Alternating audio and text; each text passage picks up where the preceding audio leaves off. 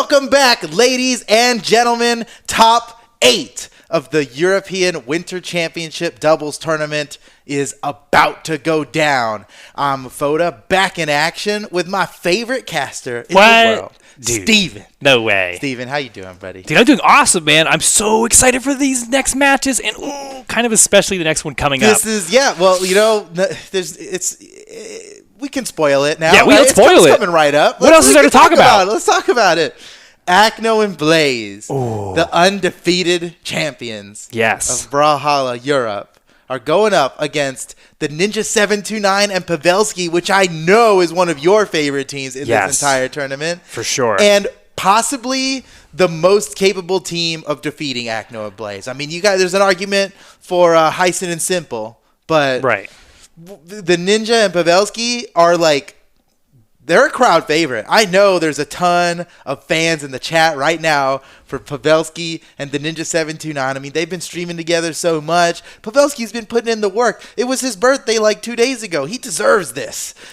Yeah, you know, 2020. For his birthday. It was nice to see the undefeated season, right? We got that. That was a gift to us, the Brawlhalla community. We love it. Now, this year, topple the dynasty. Let's go. The Ninja 729 and Pavelski taking the crown.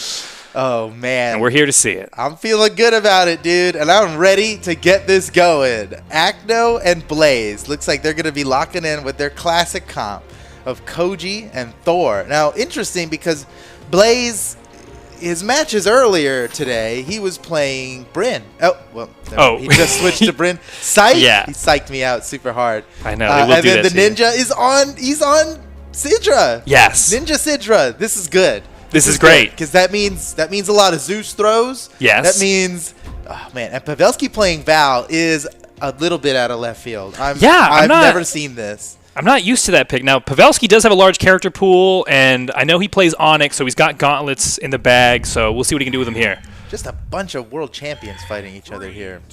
I know. Here we go. Top 8 of the Winter Championship European doubles tournament is on right now. Acno and Blaze versus the Ninja and Pavelski. How exciting. This is a brutal start, man. Acno and Blaze have a huge damage lead in the first 10 seconds of the game. Blaze has yet to be hit. Okay. Just by Acno. By his teammate. Okay, yeah. Pavelski now trailing behind the most in damage. Yeah. Okay. In the red. He's hurt. Pavelski's in trouble. He's got no weapon. Yeah. He's in the red. Finally rearms, only to get blasted by like 4 hitboxes in a second. He's in trouble, dude.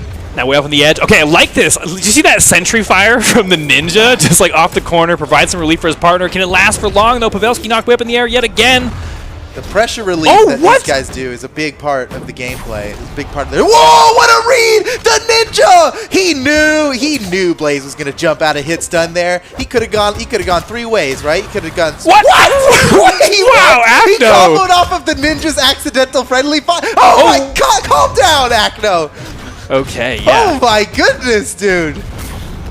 Whoa! Okay, that was very opportunistic for the Ninja, and they needed that opportunity. And now they took the lead with that. Really great play by the Ninja there. He's damaged, though. Keep an eye on the Ninja. He's either going to make a huge play or it's going to get equalized on him. And look at this. Whoa! Okay, Pavelski in trouble off on the edge here. Okay, just makes it right back up on top of stage. Oh man. This is spicy.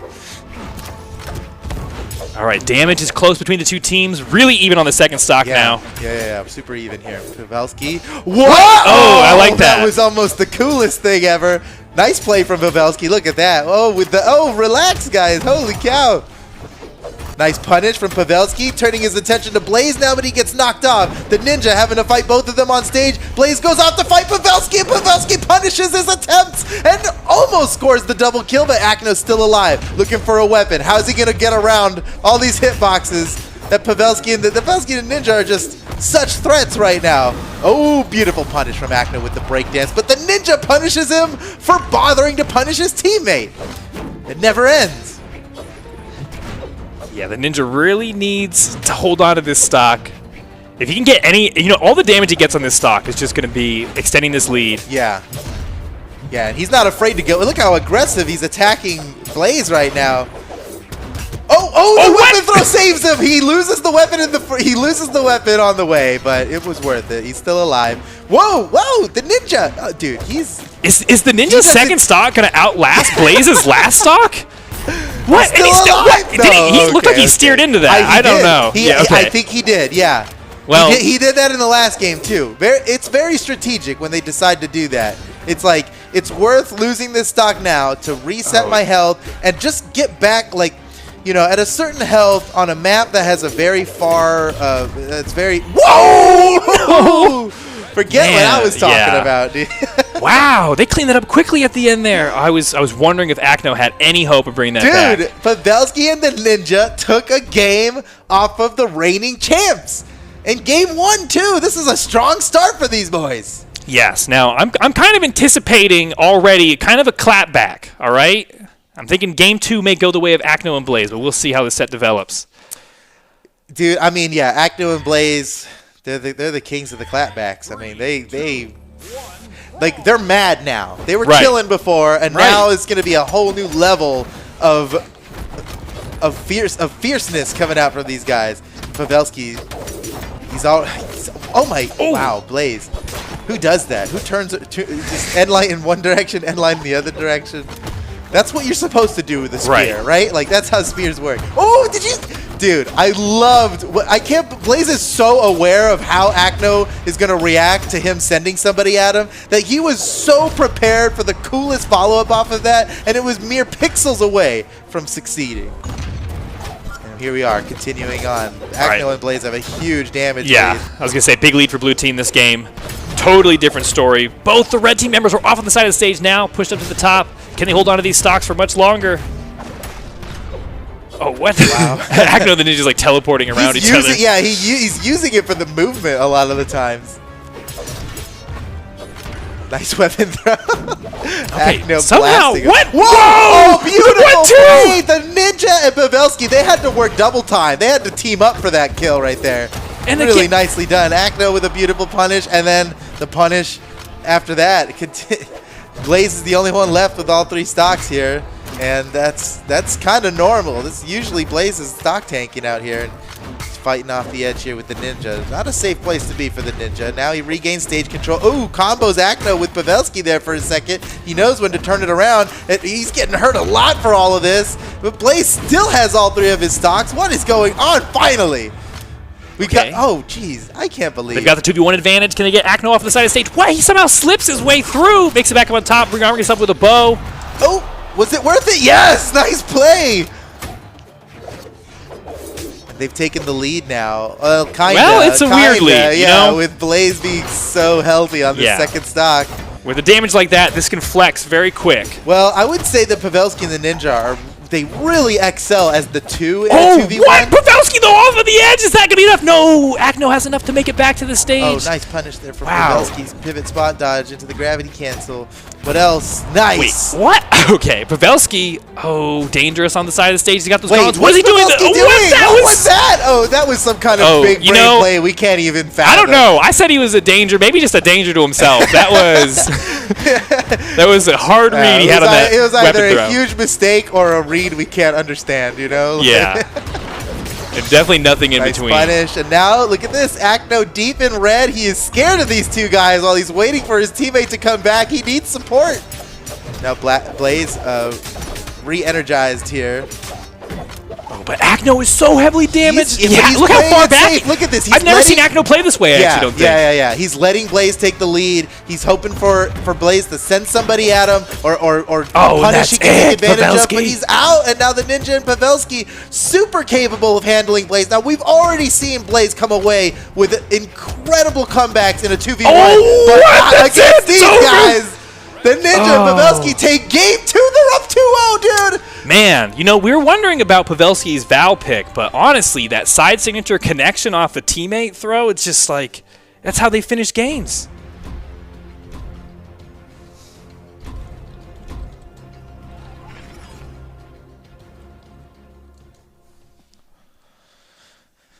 Okay, let's try that one again.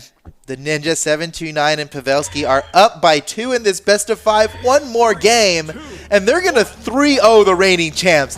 it doesn't get much better than that. I mean, if they can take this, they're going all the way, dude. It definitely, because right now they're both two-headed hydras, right? They've got two health bars essentially in this tournament because it's double elimination. So for the big heavy hitters to have to take off one of those health bars at this point, the tournament will be huge.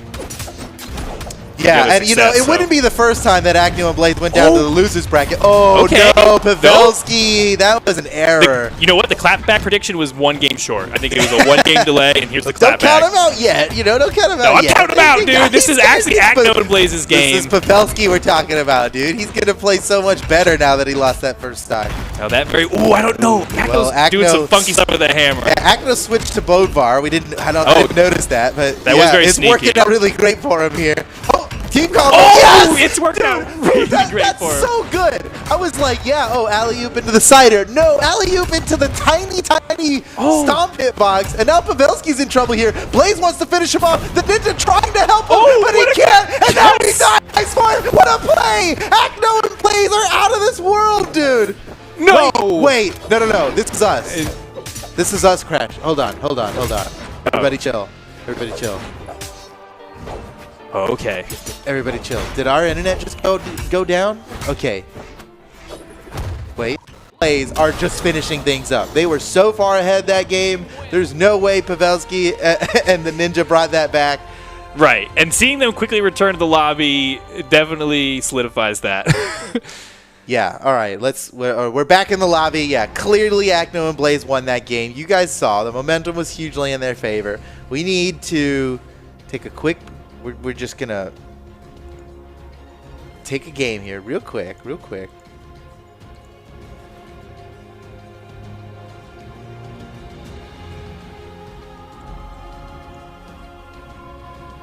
All right. Chat, we don't know what's happening. If you can hear us, if is our internet down? We might. No, we're good. Things are coming back. Everybody chill. I don't know if you can see us right now, but what's up?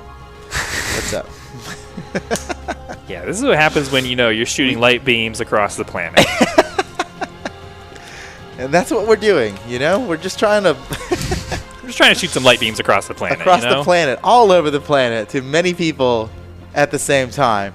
Yeah. Yeah, we got a little bit of it. That was crazy. Our spectator desynced, and then our return feed went down, and we were just lost for a moment. But I'm pretty sure we're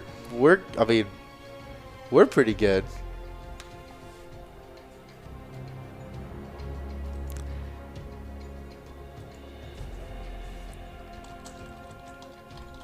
Hold on, everybody. we're just we're talking with production. We're getting this going.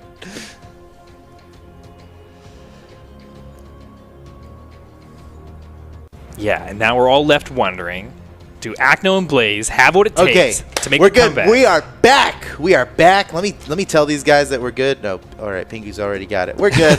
Let's get back into it. Sorry about that hiccup, folks, but luckily we didn't miss anything too big. Acno and Blaze were on a tear. They were absolutely thrashing that game, and shortly after we crashed to the lobby, they came right back in. Like the match lasted like 10 seconds longer. Right. So, and I'm honestly glad we censored whatever happened there because it did not seem like it was going well. It might have been too much. It might have been too much. Yeah, it's a blessing in disguise that we got out of that one. Okay, so now the set is 1. Wait, is this 1-all? Yeah, that's right, because the Ninja and Pavelski. No, it's 2-1. That's 2. You're right, 2-1. Oh my gosh. They were so close to 3-0ing these champs. They were so close. Oh no, but now the momentum's in. Oh my goodness, Blaze and Acno are tearing it up already. Yeah. Oh man, we were so excited for the Ninja and Pavelski to dethrone the Kings here, but it looks like these guys might be just bringing it back. Look, they've got 2 opportunities because of their 2-0 lead early on. Look at this, they're already back. That was beautiful. Kill? What? No way. I can't believe they got a kill off of that. And now looking to finish Blaze. Oh, Acno comes in for the punish. Blaze in a risky position here. The Ninja wants a piece of him, but Blaze is slipping away and he got a new weapon. I mean, this certainly has the DNA of a winning game for Pavelski and the Ninja because they take the first 2 stocks, and getting the first stock off of Acno, I feel like, is always a confidence booster. Yeah. The longer Acno's at 3 stocks, the worse your team is doing. Just guaranteed. The farther away victory is from you. There's a bar graph about it. Nice. Blaze saves Acno from Pavelski's true combo. Well done. Oh, what? And no way that works. Okay, but look how damaged Acno is. This, I think maybe Pavelski and the Ninja have an opportunity here to focus down Acno and then just beat Blaze in the 2v1. That, you know, Blaze has beaten other people in 2v1s, but Pavelski and the Ninja have so much synergy. It's going to be hard to beat them in a 2v1. So I'm thinking let's focus down Acno, boys. Let's uh-oh, no. Friendly fire. Oh, Blaze with the perfect punish, taking them all down to 2 stocks here, but Acno down to his final stock. Blaze might not be far behind here. The Ninja's looking for it. Acno steals the weapon from Ninja. Pavelski steals the weapon from Ninja and then throws it away. This is just rude now. The Ninja really wants a weapon, and Pavelski's not even letting him have one. Oh, here we go. Team combo. Nice. Nice. Oh, keeping it going. No. Uh-oh. That hurt. It's the worst way it could have finished. Oh, wow. Okay, he's good. Pavelski's good. He had to. That is brave to, like, free fall underneath the ground pound like that. He had to trick his way back to the stage and only got blasted out at the end of it all. Stocks are tied up. Never mind. Blaze is down. The Ninja and Pavelski have the lead, and they are up in the set. They could win this set right now against the former champions. Or no, not the former, the current champions, the reigning champions. Yeah, they're always going to be champions. Oh, wait a second, though. I don't know. That was almost so almost close. The kill right there, yeah. Oh, and during that time, they got so much good damage onto Blaze. Oh, wow. Okay. This is going to be really tough for Acno and Blaze to bring this back. I would be surprised at this point if Acno and Blaze brought it back. Oh, what? That weapon throw actually helped Pavelski a little bit there from the Ninja off stage. Pavelski's in trouble. Uh-oh. What? Oh, there goes the Ninja. Pavelski's got to be careful. If he goes down now, Acno and Blaze can definitely win a 2v1. Dude, I give Blaze a lot of credit for the reaction on that side. He's letting the Ninja take the lead. Acno and Blaze are aware of this, and they're beating up the Ninja without even being concerned about Pavelski. Oh, that could be it. No, Acno's still alive. He's coming back to the stage. Pavelski wanting to edge guard him, but he needs a weapon first. He's trying to grab a weapon. Oh, Blaze knocking him away. Oh, alley-oop! What a play! Blaze and Acno now with the momentum on their side. They bring it. Oh my God! Acno and Blaze. I can't believe it. No way! Dude. I thought it was over. There's no way. How did they bring it back? That was incredible, dude. I've been counting them out for 2.5 solid minutes. I've been counting them out. I was like, let's just see how this ends, you know, like let's get on with it, right? Yeah. Unbelievable. So they tied up the set now. We're in game 5.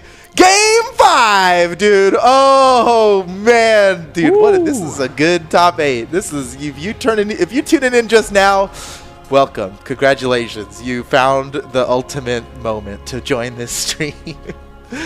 I know. And that was so good. I know. This is a set worthy of grand finals, but we're already getting it this early in the bracket. It could be. I mean, it still might be, you know? I wouldn't be surprised. Whichever one of these teams go down, wouldn't be surprised if they made it all the way through the losers bracket back up to grands. Yeah, but everyone in losers we're getting bracket, ahead of ourselves. This is only top 8. Right. This is the very start of top 8 right here. And what a way to kick it off. Yeah, but winning this basically guarantees you a top 3 spot. Not basically, it literally does. You are top 3 if you win this game right now. Okay, Pavelski was able to break away with some good damage onto Acno early on in the stock. I'm really liking Pavelski's gauntlets. Oh yeah, oh, yeah. I had my what? doubts. You know, he's not playing guitars. I had my doubts, but they were quickly corrected here when Pavelski. Ooh, uh-oh. I will say though, Acno and Blaze are kind of like the Globetrotters, where you really can't count them out until the final seconds of the game tick by, because they're about to score. Playing around. Yeah, they'll score all kinds of points in those last seconds. And when the camera's on them, you know, they have some fun. Ooh, oh, the Ninja almost. That would have been spectacular. They got the kill on Acno. Acno with a punish, and Pavelski puts a stop to it. Kind of dealt more damage to his teammate afterward, but still good.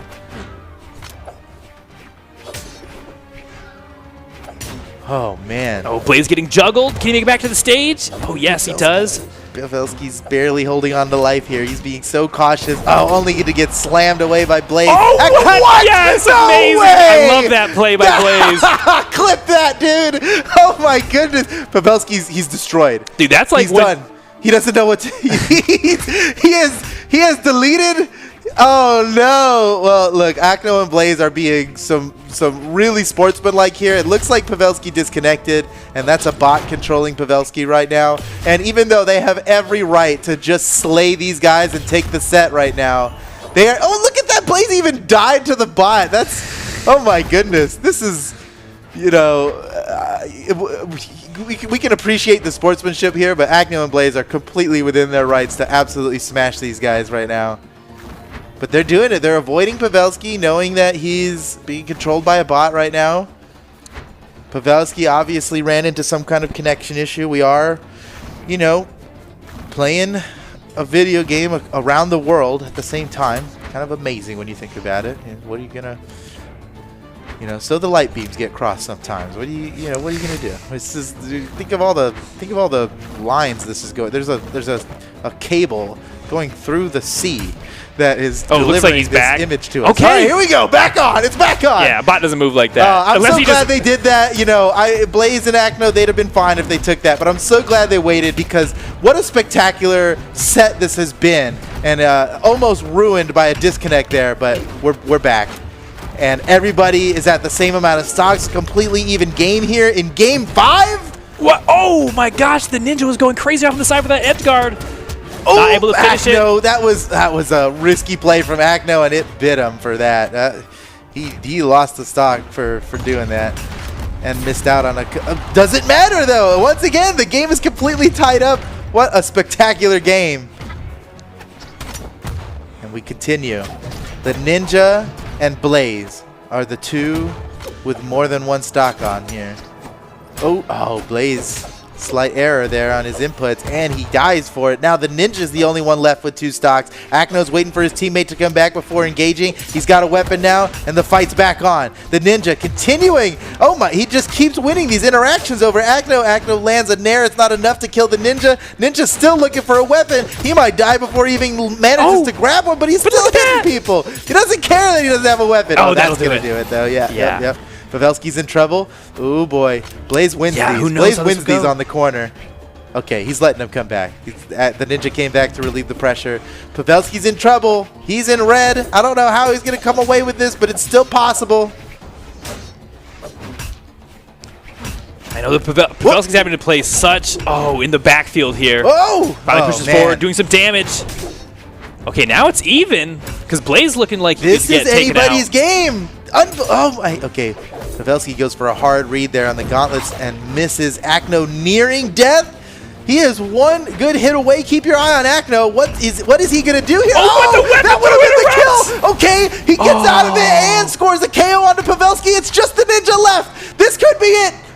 Whoa, that weapon throw perfectly timed. He got his jumps back, though. He still can make it back. Yes.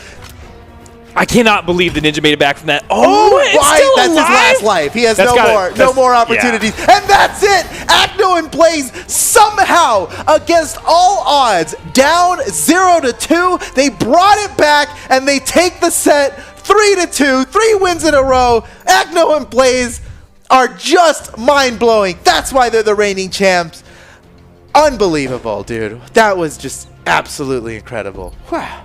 Oh, yeah, that is... I am... Whew. Yeah, it feels like we're going to see this matchup one more time today. Yeah, that's the way that set felt. Lucky, it was so close. We can only hope. Oh, and my condolences to the losers bracket for having now Pavelski and the Ninja entering. Yeah. Oh my they get set down. Now losers bracket has a mighty foe to deal with. Not that, I mean, in either case, it's trouble, but. What a game, man. That was, woo-hoo. That was awesome. That was awesome. Dude, you love a good Game 5. You got to love a good Game 5. Yeah, man. That's what I live for, those Game 5s, dude. Woo. Okay. Wow. Thanks to both of those teams for such a great show. And shout outs to Acno and Blaze for the incredible sportsmanship there. Waiting. They could have taken him out that would have been, they would have been totally by the rules to do that. But and it didn't cost him. And it costed him too. He lost the stock for that. Still, they did. Right. Man, that no one could deny them that they deserved that set. That was incredible. All right, on to the next one. We've got just as spicy of a match for you coming up here. Heisen and Simple, the second favored team to win this tournament, going up against Neese and Toby. Now, I know, Steven, that this might be your first time seeing Toby on the stream. I saw Toby earlier. Okay, you were watching. Yeah, I got so the myth of Toby is building today. And he's still in here on the winner's side in top 8. Crowd favorite. That's big. Everyone out there who has competed in tournaments or wants to compete in tournaments is looking at Toby like it's them. He's just that next step. He competed all last year. He represents the Brawlhalla everyman. Yeah. He is the zero to hero story here. He is the esports hopeful. He started the game like halfway through last year. Or started competing anyway halfway through last year. I know. Mixed results, and now here he is. Top 8 winner's side in the new season. He's clearly been on the grind. I know, and they've got the lead. I heard he has just 1,000 hours in the game. Yep. I have like 2-3x that. At least. At least. That doesn't even count our dev build time. It doesn't count time making the game. All right, but Toby, the 1K warrior, coming in. Maybe going to take out some of the biggest heads of the game. No, loses the first stock. Uh-oh. That's all right. That's okay. That's okay. They kept the game even. Everybody's in red otherwise. Yeah. Oh, no. Neese messed that up. He wanted to gravity cancel neutral sig. He didn't have his dodge, so I see. Nothing happened, and he pressed the heavy button. And punched his friend, yeah. He just punches his friend. I see, yeah. Unfortunate. Very unfortunate. All right, Heisen and Simple. Whoa! What a crate! I don't even know what happened there. Somehow Neese was caught up in that combo, took a bunch of damage, and then he ended up peeling off that stock of Heisen and Simple going as well. Tied up the stocks, but the damage is still in Heisen and Simple's favor by a long shot. They might be able to take Neese out in just a moment here. Neese off the side. Heisen looking for the killing blow. He's got the hammer. He wants what? to... Whoa! Wait, what? So get in the car! Get in the car! Oh. Dude, that was like the moment when like your friend's trying to unlock the car door and then you keep grabbing the handle and it locks. It's like, why am I not getting in the car? That was a really awesome down signature, man. I can't believe he stole it. Yeah. Heisen was looking for that kill, and Simple comes in, yoink, steals both of the kills. It was beautifully placed. The glory. I loved it. He's padding his stats with that one there. Yeah. Okay. Well, Neese and Toby, I don't know if this is a go next yet, but they are on their last stocks. They've got a little bit of life left in them here. Okay. Needs to make this edge guard off the side of the stage. Toby catches the bottom of that recovery. Oh, Neese tries to catch him with a gravity cancel side by unarmed, but Heisen's not having any of it. Still just fighting these guys off. I know. It would be, these guys they're on their last breaths. There's no way Neese and Toby can bring this back. No, don't count him out yet. Don't count him out yet. He takes the stock here. They get another one. Okay, no, not quite yet. They can get this one from Simple. Okay, yes. Okay, stocks are even. Let's keep it going. Neese and Toby on the rise. All right, yeah, Heisen. They're one hit from death, dude. They have to just play this perfectly. And there goes Toby to a simple neutral air. Okay, Neese with the best edge guard ever here. Double edge guard on red team. Can he pull it off? How is he gonna get? Yeah, how is he gonna get out of this one? Oh, nice try. I like that was spicy. He was tried to switch it up, tried to catch him off guard. That they were totally ready for that. Well, this is a long set. These are best of fives. Yeah, okay? that was just game one. Just game one. But yeah, Heisen and Simple looking good there. Oh, yes. Oh, who actually got that? They're using the same skin, too? The downsig heard around the world. Man, yeah, the double.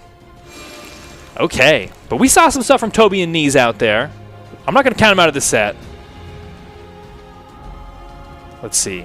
Dude, is that blood on that podium? No way, dude. It's not blood, right? It's just like cool liquid. It's just red liquid. I actually don't. There's a whole mythology tied. They really thought about it when they were designing that. I'm sure someone has an explanation. There's an explanation. I don't have it. I think it's looks like pretty brutal. Looks like Toby's taking some people out. You ever microwave like cranberry sauce or whatever? Like that. I have not, but I can imagine. Yeah, this is maybe what it looks like. Yeah, just melted Jello. Okay, game 2. Heisen and Simple up by 1 in the set. But can Neese and Toby... Okay, we're seeing a new map here. New map, new day. Toby and Neese are going to take this now. On to Miami Dome. Yeah, this is what they've needed. Whoa, Toby, wait, Toby's actually changed up to... wait, big change. Double Val. Oh. Okay. You know, we've seen some success with the double Val comp before. I like it. We got the double Bodvar versus double Val. Yeah, I think Gauntlets and Sword both have really good moves to utilize in 2v1s and in 2v2s in general, so I'm liking this comp. Maybe it's the change-up they need. They're doing well. Toby is the least damage on the field right now. All right, Heisen off on the edge. Nice punish from Toby. Can he get this stock? No, Simple flies down there to help. Heisen had to make a decision there whether he was going to take his teammate out with the opponent or not. And he decided to take his teammate out. They both dodged out of it. Now it must be awkward between the two of them. Like, did you really? Were you about to kill me for that, dude? Oh my gosh. Simple! Saving Heisen's life and killing Toby in the process. Really great play. And there goes Heisen with the downlight to down sig combo. This is nuts. Oh, Neese scores the KO onto Simple. Heisen might be soon to follow. They need this kill quick. They need to take out Heisen to equalize the stocks before Heisen starts getting some free extra credit here onto the other team. Uh-oh. Heisen's still alive. When are they going to take him out? They can't take him out. He just keeps dealing out damage. He's coming back to the stage. Yeah, Toby takes him out with an aggressive cider, but he took a lot of damage to make that happen. I don't know. It might not even be worth it. 2v1 combo? Oh, no. Toby was looking for that neutral state to connect. Couldn't get it. And then Neese going down first to be on his final stock. Toby maybe soon to follow if he can't hold on to this one. Yep, Toby's in the red. Trying to stay alive here. Neese, Neese just keeps getting more and more damage by the second. He's pretty much in red now. Oh no, this is getting bad. Neese, what? Okay. Simple save Neese and kills his teammate. This is what's happening. Oh, and Toby goes down to his last stock. Oh, Neese is. What is he gonna do? How is he gonna get out of this? He's gonna punch his way through. Look at this. He's using like chase dodges to stay off stage as long as he can. He had to like retreat backward to gain ground forward. It was like swimming in the ocean with big waves. He had to move back he was fighting against the tide there. Oh, but could not fight for too long. Now Toby in the 1v1. Beautiful gravity cancel. Perfect time to use it. Toby taking a stock. He's Toby! At the very least, he's got to keep making this name for himself. The legend builds. Toby in the 1v2. He's fighting to his last breath. He's doing this one for the viewers. Oh, come on. Oh, steal a stock or dude, two? A gauntlet Toby, come on, I believe her. That'd be perfect. How about a quick little... Come on, Toby. It is the right weapon to present you with those opportunities. If you can take them. Okay, wow. They can't. What is this? This 2v2 comboing with the enemy. Dude, this is welcome to top 8, Toby. This is how you do it. Oh, well fought, though. Well fought. You gotta give it up for Toby there, man. Holy cow. Look at Heisen actually had to change his end emote there to clap. Yeah, he had to clap for him. That was Yep. He deserves that. He deserves that clap. Okay, game 2 going the way of Heisen and Simple. Now 1 game away from closing this set, 3-0. Right. 2-0 in favor of Heisen and Simple. They are the favored to win this, and they are showing us why. Yeah, that is for sure. But man, it's like Neese is thinking about his legend pick here a little bit. Maybe not going to go with the double Val again. But imagine final stock Toby. First stock Toby this next game. You know what I mean? I know. What if all 3 stocks like that? That would maybe that's too much. Maybe they don't want to bring that out yet. Well, maybe this is like his DBZ arc, and he's been powering up for the other 2 games, right? That's right. And every time you take him down, he only gets stronger. Yes. That's how it works. Exactly. And now Neese switching over to Thor. All right. I like that pick. He is hard-hitting legend. Yeah, he has succeeded with Thor in many tournaments past, so... I believe in this pick. I think it makes sense.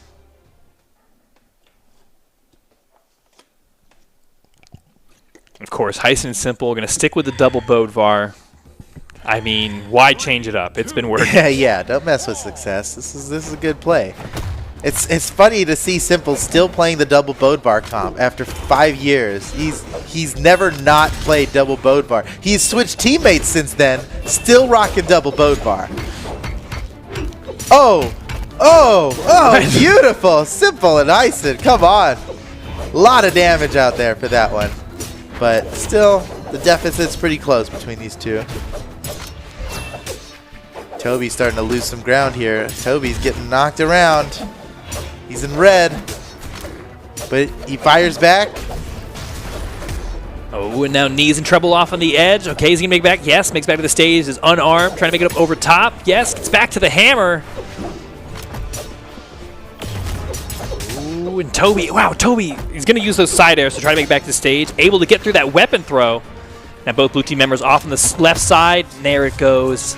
Toby taken down to his second stock, and Neese maybe going to follow him right quickly. Did you say there it goes? I said there it goes. Oh, but that's funny though.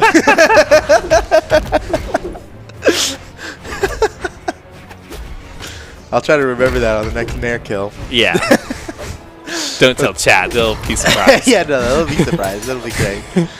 Oh, wow. Toby. Heisen went for the most ballsy. Oh, my goodness. He dies for it. Unfortunate. You got to respect the play, though. Respect the attempt. Okay, Neese dive bombing with a ground pound. Wait, set up good here. Simple's regretting coming out here unarmed. Holy, yeah, go back and get the sword. He's ready for more now. Neese is still on his first stock. That is incredible. Wow, I can't believe he picked him up out of Toby's comp. That was so nice. Come on, Neese again. Beautiful. Oh. He dies. Yeah, he dies. But he did what he needed to do. Mission complete, you know?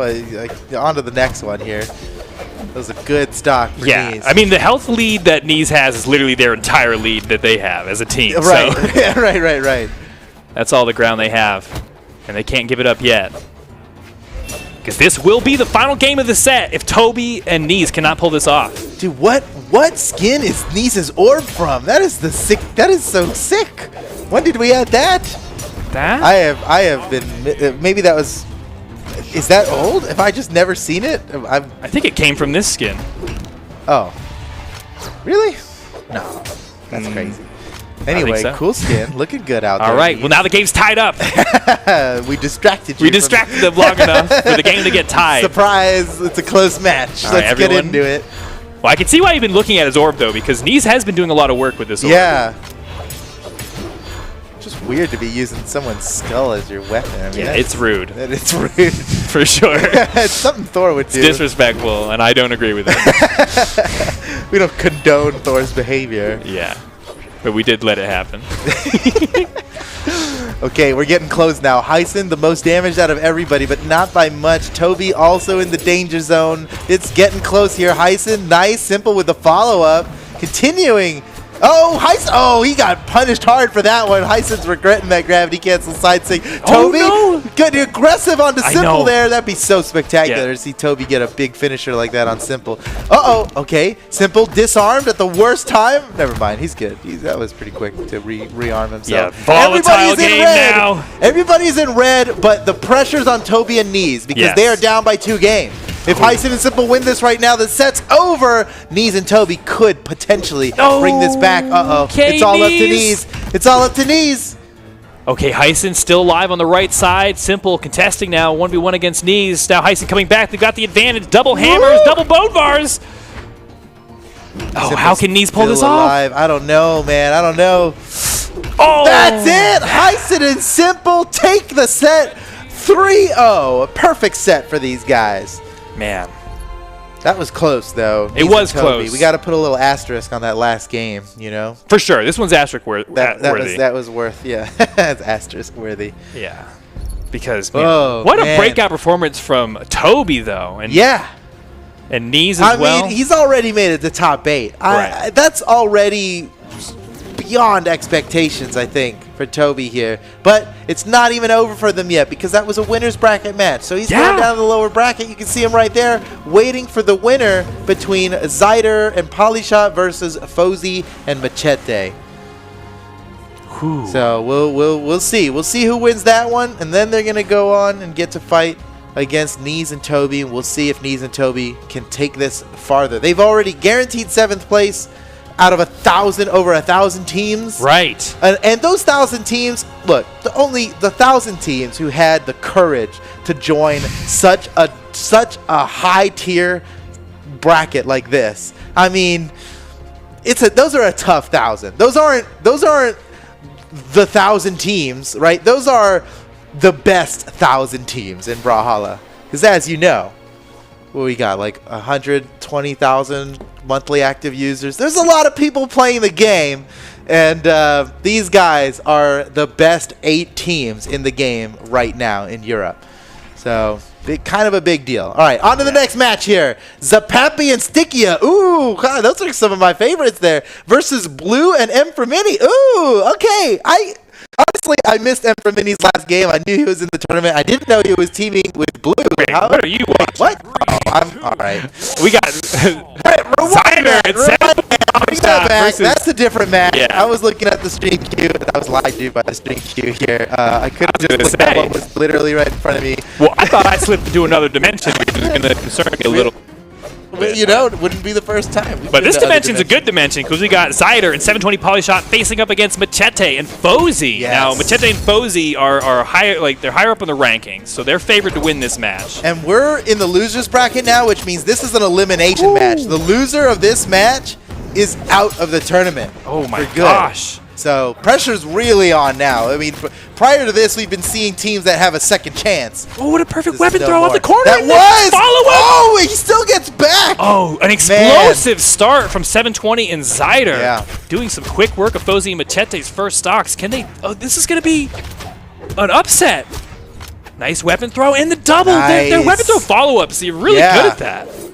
Okay. Yeah, they did that. They did it in the last game that we saw, too. It was like a double weapon throws.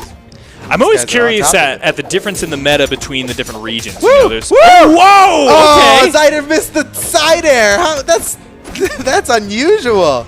But they had it right there. It was still a lot of damage. Still a lot of damage.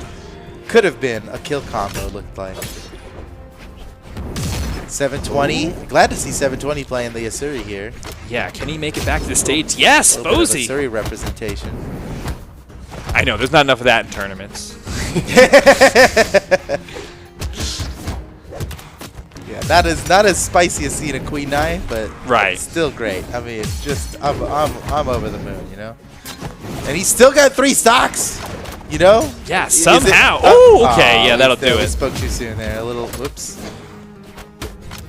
Fozey and Machete are very damaged on their second stocks here. They could go out any second. Oh, but the double! Wow, a lot of damage. You saw how Fozey went for the recovery there when he had the opportunity to hit both of his opponents, but since the recovery of Bo is a grapple, it could only grab one of them. Oh, wow. Whoa, a lot happened there in that moment. But it looks like Fozey and Machete are coming out on top. They were losing pretty hard a second ago, and now they have the lead. And it's not much. And it could still get turned around on them in the blink of an eye. But they have the lead, and still working on it. Fozey, one more good hit on the 720. They'll be able to take him down. They're looking for that key. They're looking for the KO on Zyder Fozey. sneaking in with the uppercut. Takes a stock. Okay, game's tied. Machete down to his final stock as well. This is a super tied game. I mean, this is like as even as it gets here. There goes Fozey! 720 Polyshot and Zyder take the lead once again. They dipped down there for a second. This has been a real back and forth. Okay, I was going to say, that's got to be the killer. That'll do it. Now everybody's onto their final stock. Here we are. Yeah, close game here. This is just game 1 in this set. Oh, man, but Zyder has taken so much damage on this final stock. He's looking like the first one to go. That recovery's not going to be enough to do it quite yet. Able to arm himself up with that hammer. Oh, slips through that other recovery from Machete.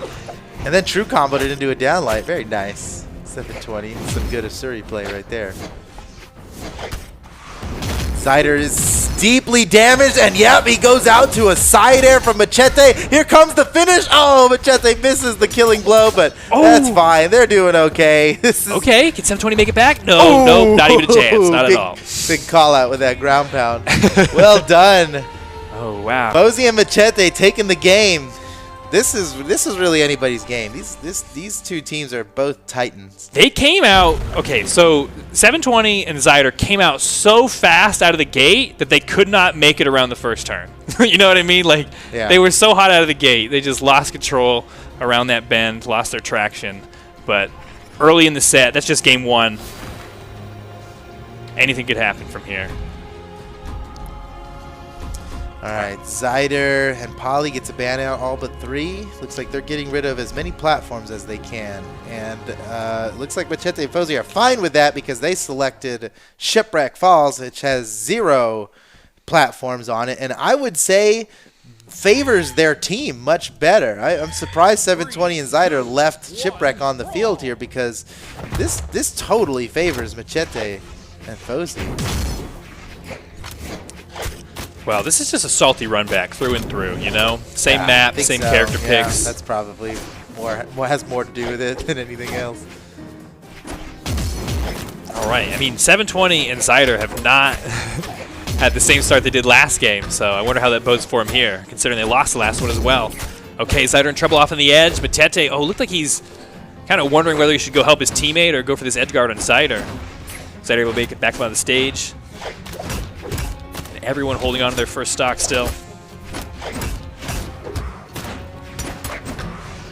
I like that dodge through by Zyder. Yes. Catch him one way, catch him the other way. It feels good to land those kinds of combos. Oh, man. Wow. Zyder with a prayer on that neutral stick. Just hoping his... Oh, man. Yeah. He tried to get around it, but... I know. You don't have... big old lance. I mean, that's... a good weapon to throw. Yeah. You know? Especially down like that on the inside lane. It's tough to get around. If you're a weapon one trick... make the other weapon a lance. That's true, yeah. If your other weapon is the biggest thrown hitbox you can do, not bad. We do have to make lance guitars for you, Foda. We do got to do that. Oh, man. You know, that'd be fun. Give you a big old projectile every time you ditch it. It'd just be an extra projectile. I do love the guitars, you know me. All right, 720 and Zyder, a little bit of a damage deficit to deal with, but they are bringing it back here against Fozey and Machete. Nice punish from 720. Wow, that little bit of damage Machete got so much. He got punished so hard for that. He went from white to orange for landing that one hit. Zyder at 720 taking very good opportunities there. Oh, let's go. Oh, let's go. Okay. Guitar combo you know time. what? Switch opponents, too. It doesn't even matter. As long as you're, as long as you're tasting blood. The combo. Oh, what a read! What a absolute read! He jumped right into his hands! Oh, man. 720. Well done. That was like that. Love to see a good Asuri dunk like that. He jumped into his arms like that final scene from Dirty Dancing. It was beautiful and graceful all at once. We got to see that in slow-mo. Oh, man. Meanwhile, a lot of people have died, and Machete is the only one left with 2 stock, or more than 1 stock, I should say. Everybody else on their final stock here. This is, man, this is anybody's set, I would say. Fozey and Machete are ahead in the set. They're ahead a little bit in this game. It looks like they're favored to win this, but I just would not be surprised if Zyder and 720 manage to bring it back. They are capable. Oh, Zyder. Doing excellent work on Fozey. Now switching over to Machete. They need to get the stock off of Machete soon. But actually, you know what? Maybe just double focus down Fozey. Get the 2v1 advantage. Oh, they don't need to worry about that well, quite now yet. They have an opportunity. Take him out with the Zeus throw. Did not work out. That was not a Zeus throw. I know. It wasn't the right angle for a Zeus No one can get that angle, but a lot of these guys try to do the Zeus throw, and it's really it's the Ninja 729's move. And no one else can copy it for some reason, even though it seems like a pretty simple, you know, like everybody can throw a weapon. He throws it just right. Yeah. Oh man, Machete has the biggest weight to throw around here. He's got the most life in him. he can really lean into this. Oh, and now they've got the stock advantage as well. Here comes some more break dances from Fozey. Oh, never mind. He got the nice. Oh man, another game for Fozey and Machete. Now ahead 2-0. They just need one more game to take the victory here and knock 720 and Zyder out of the tournament. Oh, let's see these replays. Oh, right here. This is where the slow-mo needs. Oh, yes. Yeah. Oh, wait, back it up. Yeah, right there. Reverse. Wait. No. Okay. What's the song that plays in that scene? I can't even remember. Just jumped right into his arms. Oh. Good game. Good game. All right, 2-0 in the set. Machete and Fozey. Whoo! I mean, looking like they got a clear path of victory here. But can 720, Polyshot, and Zyder put a little bump in their tracks? Can they knock them off course? Oh, what? They got some major legend swaps. Major?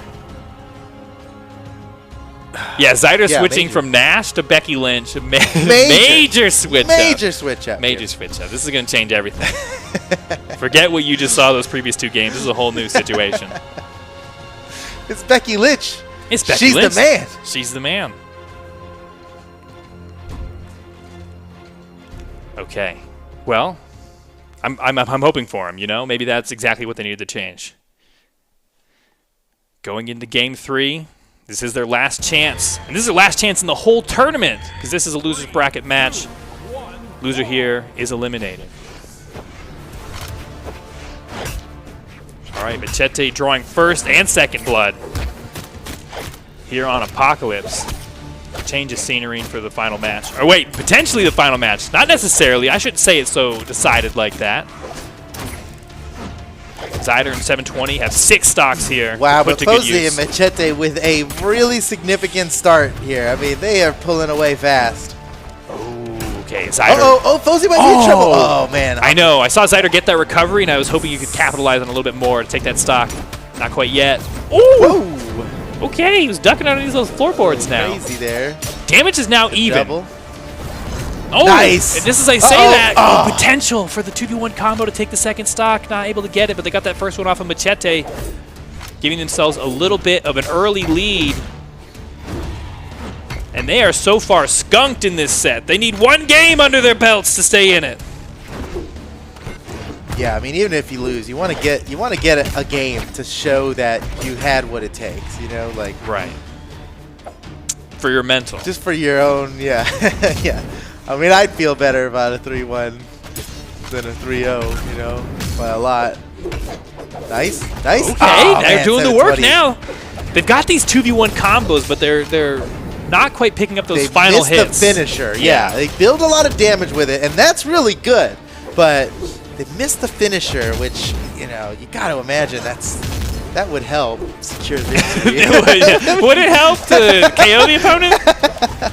Listen, you guys. I know that we get really deep into strategy sometimes, but take the you tip gotta from believe Photo. me on that one. Yeah, you gotta believe. If you kill your opponent, they'll die.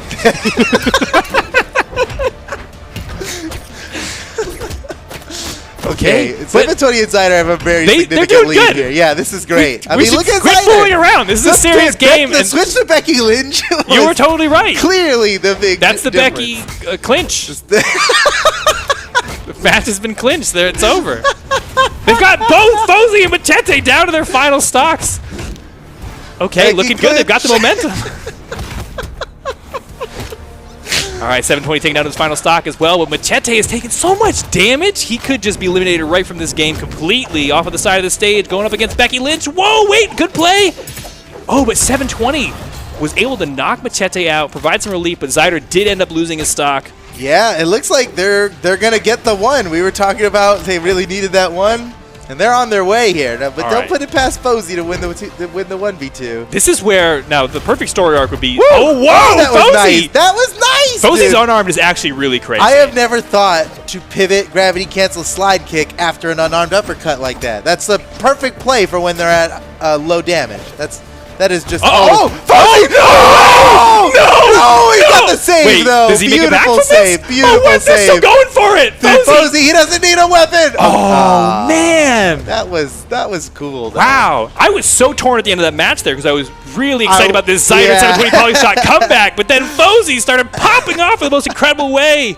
Wow. Unarmed, completely unarmed too. He did not go out quietly. Let's see that in the replay. Okay. Let's get onto that last stock. Okay, here it comes. Here it comes. Look at this. Okay, first. That was just so much. Now, Fozey has a very similar flowchart from that. You'll see him do that kind of same sequence off on the edge when he's unarmed, and he's not afraid to do it in the most dire of situations. And that's sometimes where it works the best. He went for it, man. Wow, okay. All right, well, they brought it back. They are not getting skunked in this set. 2-1 now. Zyder and 720 just have to win twice in a row to take the set away from Fozey and Machete, who are 1 victory away.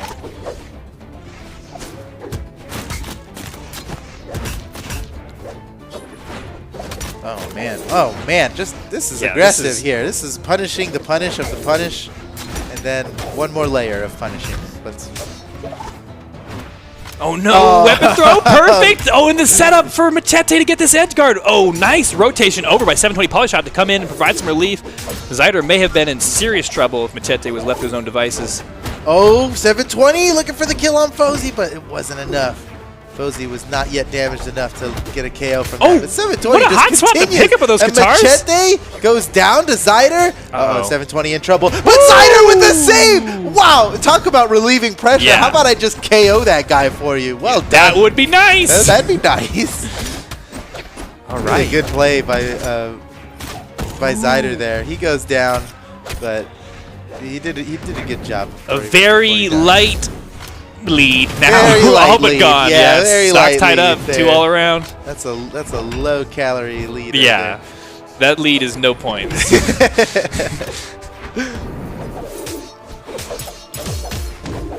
Oh, wow. Nice combo. Yeah, 720 took some punishment for that, but his health is still pretty good comparatively.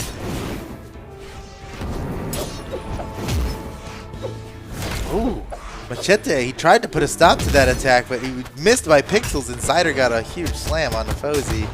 Fozey, oh, you know, that weapon throw right now. knocked Machete out of their 2v1 combo. Maybe saved him some damage there.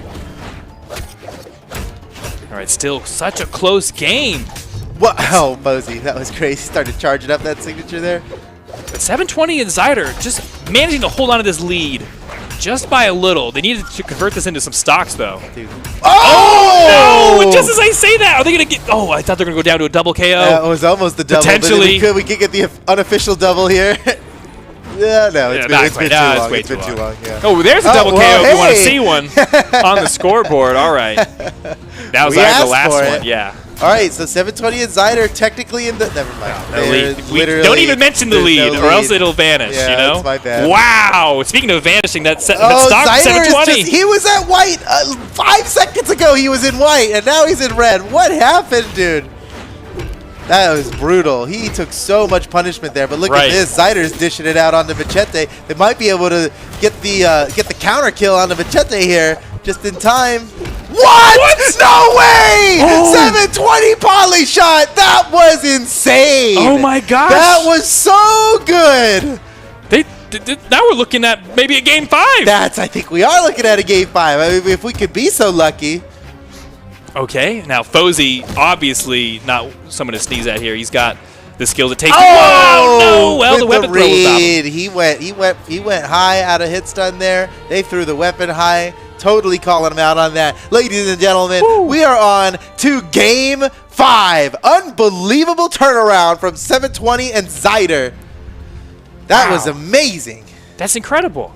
That was, you know, that whole game was so let's close. see that down sig though in super slow-mo, please. That wasn't slow enough, but still cool. Wait, did he slide charge? He didn't even... He slide charged it, and he got it with the very end. That's a very active hitbox, and he got it with, like, the very end of it, which is also the part that hits really hard. So, worked out great. I know, and it seemed like it was slipping away from them at the end there because Machete and Fozey picked up that huge 2v1 combo at the beginning of that final stock for everybody, and they were in such a disadvantage. I can't believe they turned it around. I think it was that play. It was that incredible alley-oop to the down sig, to the Asuri down sig, that gave them the momentum they needed. That was just really, really great. All right, on to the next one. 720 and Zyder versus Machete and Fozey.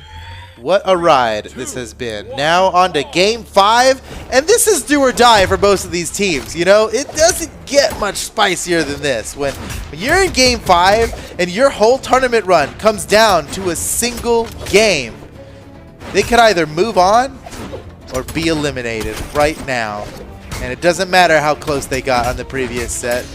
They'll just be eliminated. And I love this the off meta pick here of Nash and Asuri. I guess it's not that off meta, but when we've seen so many like full Bryn matches or full sword matches, it's just different when you got Nash and Asuri.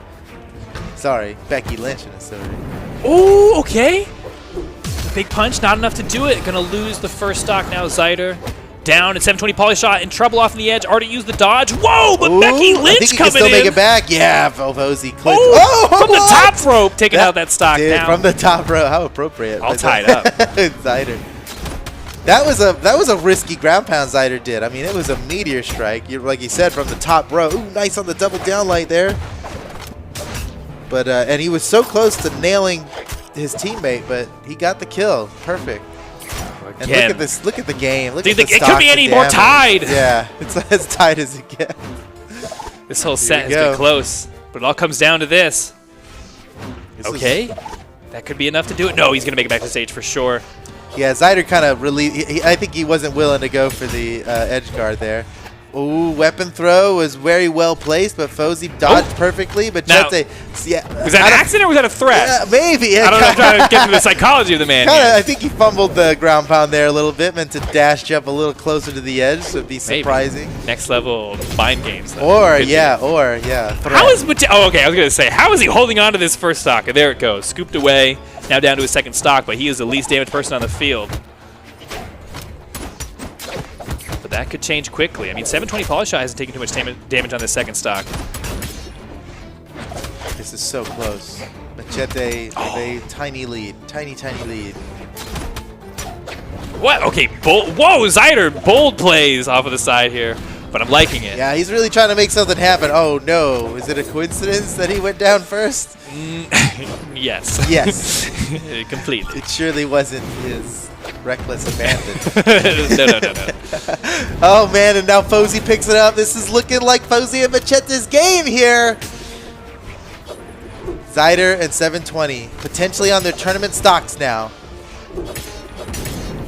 They are fighting to their last breath, and that's a good way to get this going here. Zyder scores the KO onto Machete. Fozey, the only one left with more than one stock, and he just gets knocked out. They brought it back. 720 and Zyder might be able to win this. It's anybody's game.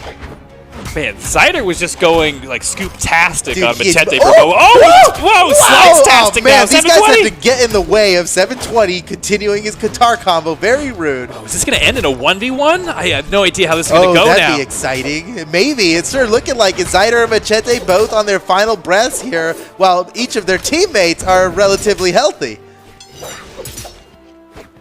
This could be. Oh, they got him! They got him! Oh my! How did that work out? 720 and Zyder are about to bring this back, but Fozey, dude, Fozey, we saw how good he did in that. Wow! What? He picked him up out of the punch. That was big damage. That kept the combo going. That's crazy.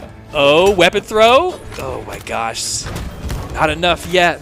But anything that'll do it. That's it. And now we're in a 1v1. Oh, as you prophesized. I did prophesize this a little bit. Oh, how exciting. What's it going to be? Oh, that's it. 720 Polyshot and Zyder take the set at the last possible second. I don't believe it. They were down. They were down by a couple games, huh? And then they brought it back 3-2.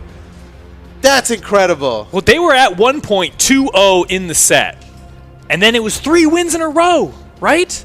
Am I getting this wrong? That's 3 wins in a what row? I'm recalling. Yeah, that was... These guys brought it back. All hope was against them.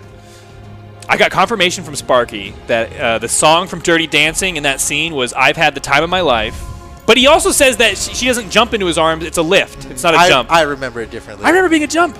You know, it's a little bit of both, right? I mean, it depends on how they pan the camera. You don't lift somebody over your head without them applying a little bit of force upward as well. I mean, come on. That's a jump. That's a jump. You know?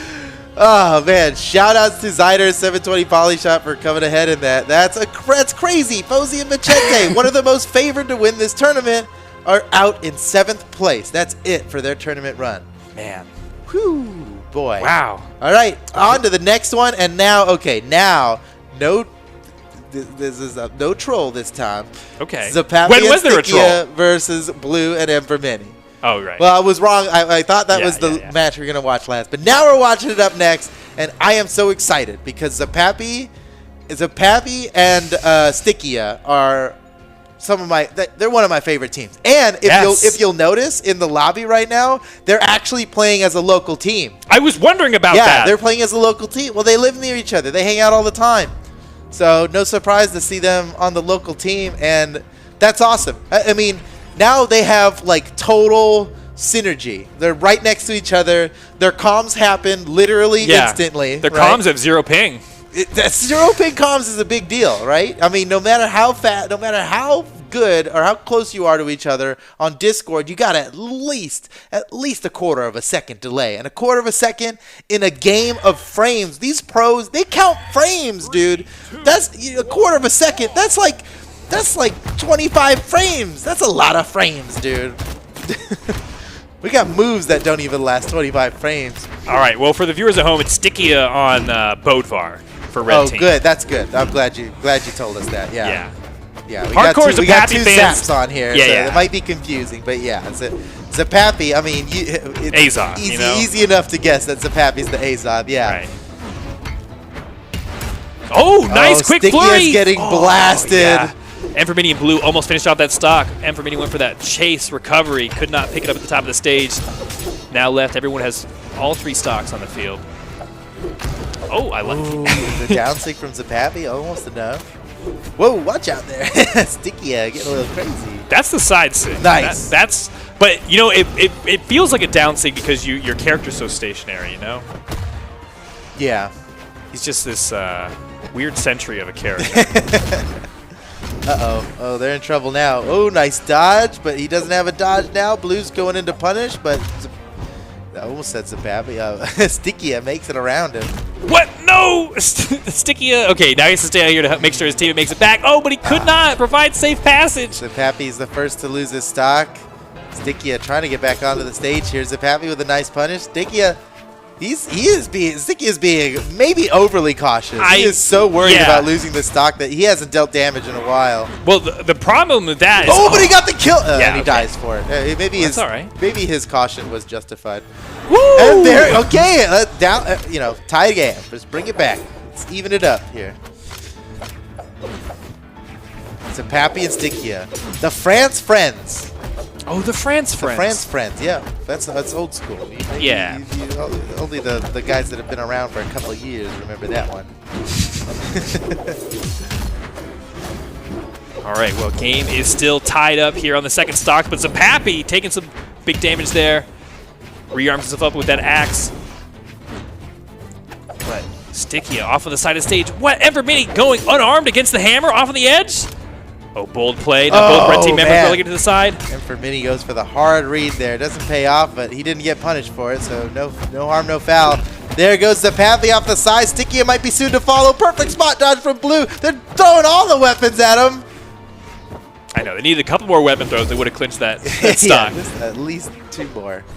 But, even though they didn't land any of those weapon throws, they starved out Zapappy just a little longer, being able to grab a weapon. Stickia comes back to the stage. Whoa. Zapappy dealing with a 2v1 while Stickia comes back to the stage. Oh, Enfremini! Well done with the low gravity cancel. A low-bitty cancel. No, that doesn't work. Never mind. Skip. Go next.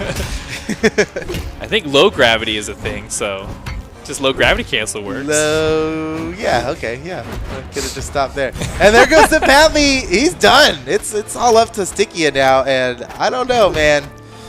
I do. I believe. All right, Stickia, let's go. Okay. Maybe he was getting confused with the 2 zaps above their heads. Now this is actually where he's going to play his best Brawlhalla right here. Solo. Yeah, okay, I like that he faded low a little bit, going for this stock on Enfremini. He's like, all right, if you're willing to play this low. But it works out for him.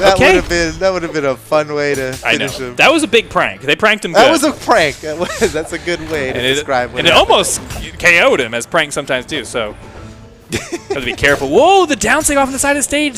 Oh, wait, Stickia. My gosh, he's tricked me again. Oh, nice dodge. Makes through the weapon throw and up over that down air. Okay, how's he going to handle this? Oh, he can't. Can't handle it. He will not handle this. Oh, well, GG, Enfremini. Enfremini and Blue. That's a cool team. I didn't know those guys were homies, I thought they lived in different circles. Yeah, is this a new team this year? I think so. Blue and Simple used to team together. They broke up on amicable terms, I believe. They broke up. No one was heartbroken, but not if you read the tabloids. But Simple went on to team with Heisen to great success. Blue, I think I want to say he's tried teaming with a few people, and Mini's a new one, but yeah, they might have. Whoa! Hey! Whoa! That looked good. That was beautiful. The France friends right there. You know what? It was the Pappy skin change that really gave him the edge there. Clearly, those vertical team combos are always aesthetically so pleasing. Yeah, I love it. And I mean, Blue probably is not very pleased with those aesthetics, but he's hanging on to that first stock still. Oh, super high up in the sky. Stickia almost takes him out, but now he's in trouble here off the edge. And Mini scores the KO onto Stickia. Stickia down to his second stock here, while everybody else is at 3, but the kills are about to come because everybody is super damaged. Blue barely alive from that. Stuffs Pappy's attempts at edge guarding him, and he makes it back to the stage. Ooh, with some extra damage too. Oh, he shut down that signature like first frame. Yeah, yeah. He said, nah. And what? That KO'd him. Might be enough to do it. No. Uppercut, send it back up. Blue still alive, deep in the red. My goodness, that's.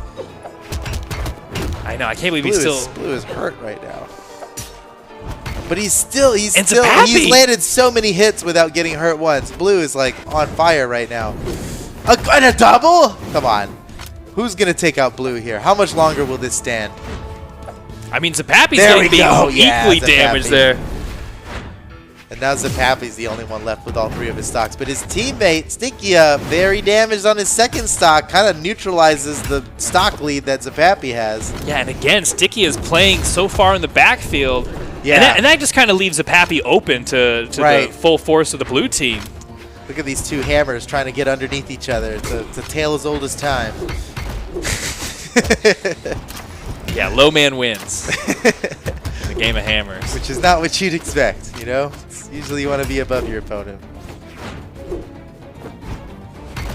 Stocks and damage are completely tied up. Never mind. There goes. But never mind again. That's double. Gotcha. This is why you can't play the stock market, you know? It just changes too much. It's too volatile. It's a volatile stock market out there. Okay, Blue extremely damaged right now, but he is maintaining stage control. Someone's about to lose a stock. There you go. Oh, yeah. Everybody's like, I guarantee that for sure. Uh-oh. Wait, I think Evermini was in big trouble if he didn't get hit with that uppercut. He got out of there. He took a lot of damage for it still, but he got out of there alive. Zapapi still with 2 stocks. Ooh, yeah. Just don't even talk about the stocks. I know. Because they fluctuate. Ruining this tournament. All right. Now, game so perfectly tied up again. Yeah, and for Mini. Wow, Zapapi actually got both of them with that side. Got the opportunity here. Oh, Stickia gets the hit on Mini. Mini recovering back to the stage, and Blue sending them both away from his teammate. And Mini, he's looking for a side air finisher. He might be able to score one on the Stickia here. They need a little bit more damage. And Mini's the target. Oh, I like that reverse slide charge. That was so tricky. I can't believe Mini managed to avoid that. Yeah, that he was the only one who saw that coming. Everybody in the stands, they did not see that coming. In the stands. Oh, Sticky on the side of the stage in a little bit of trouble. Oh, Zapapi about to take. What? Sticky got that punch in there. With the recovery. That was so good. I don't even know it was needed. That was so good. Well, let's say it was needed because that was so good. It was sick no matter what. Dude, way to finish the game. Some slow-mo on this replay, please. I would like 1 slow-mo, extra slow. Okay. On that replay, please. My well, they turned that around. Zapapi and Stickia coming away with the game, now tied up 1-1 in the set. This is wild. All right, this is where it is. Yeah, we're initiating slow mode. Whoa! Oh, wow, he was really so ready. You got to be that ready. You got to be that ready. If you're not that ready, he had to start that uppercut before the send happened. Right. He like, that's crazy. That was like frame perfect. Wow. Well done by the France friends. Okay, well that's the power of friendship right there. That makes sense. 3, 2, 1, brawl. All right, see, I like that they had like a truce over the first weapon. Like each team gets 1 weapon as, you know, allotted, and that's fine. And then we count down, and then we and then brawl.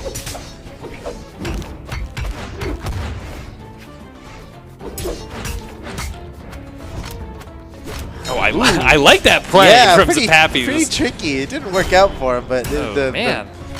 Those side signatures from Azoth Axe, though, it's got a range that can really surprise you. Whoa! But surprises come from Stickia on that stock. That was great. Wow, what a good pickup. See, you know, him playing back, I don't mind as much now because he's a wide receiver. You know what I mean? He's picking up passes. That's a great way to put it, yeah. And he's scoring those touchdowns, so we can't blame him. All right. Oh, but what a pass pickup there by M for Mini. Okay, that's exactly what they needed to turn it around. Zapapi barely makes it back to the stage, but he had to duck through some people to get that. And for Mini down to his second stock, Zapapi still with 3.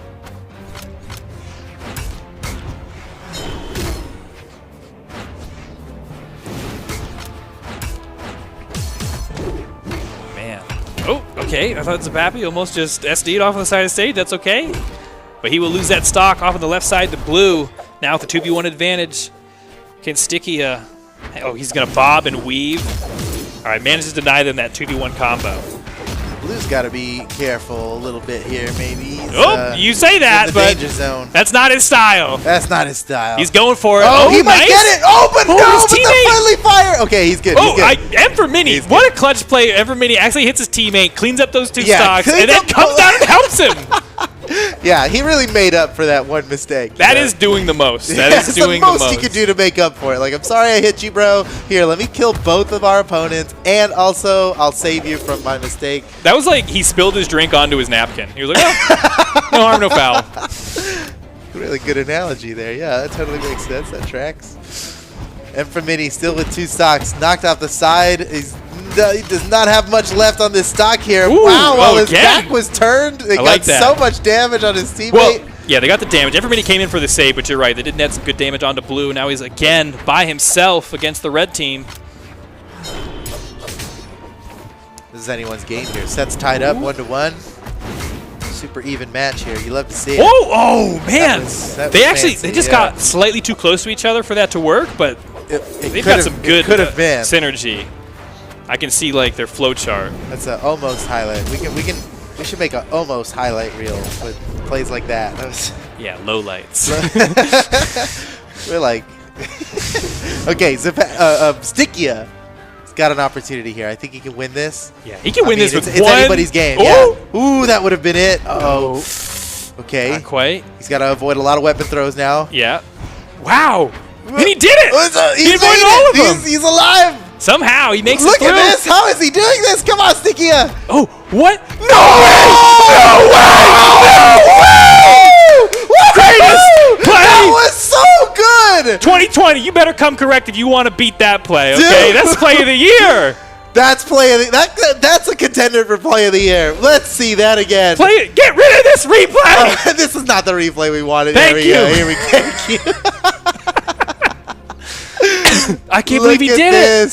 He gets the position advantage here, then loses it, and then he's like, nah. He catches the dodge into the stomp. True combo continuing. Oh, my God. And imagine, his teammate was sitting right there next to him, IRL, to witness that. I mean, they probably popped off so hard. I wish I could have seen it. Oh, wow. Oh, my goodness. That was something else. Wow. Play of the year. Esports. Probably. That's a commercial. That could go on TV. Brawlhalla Esports. Yeah. He posterized him.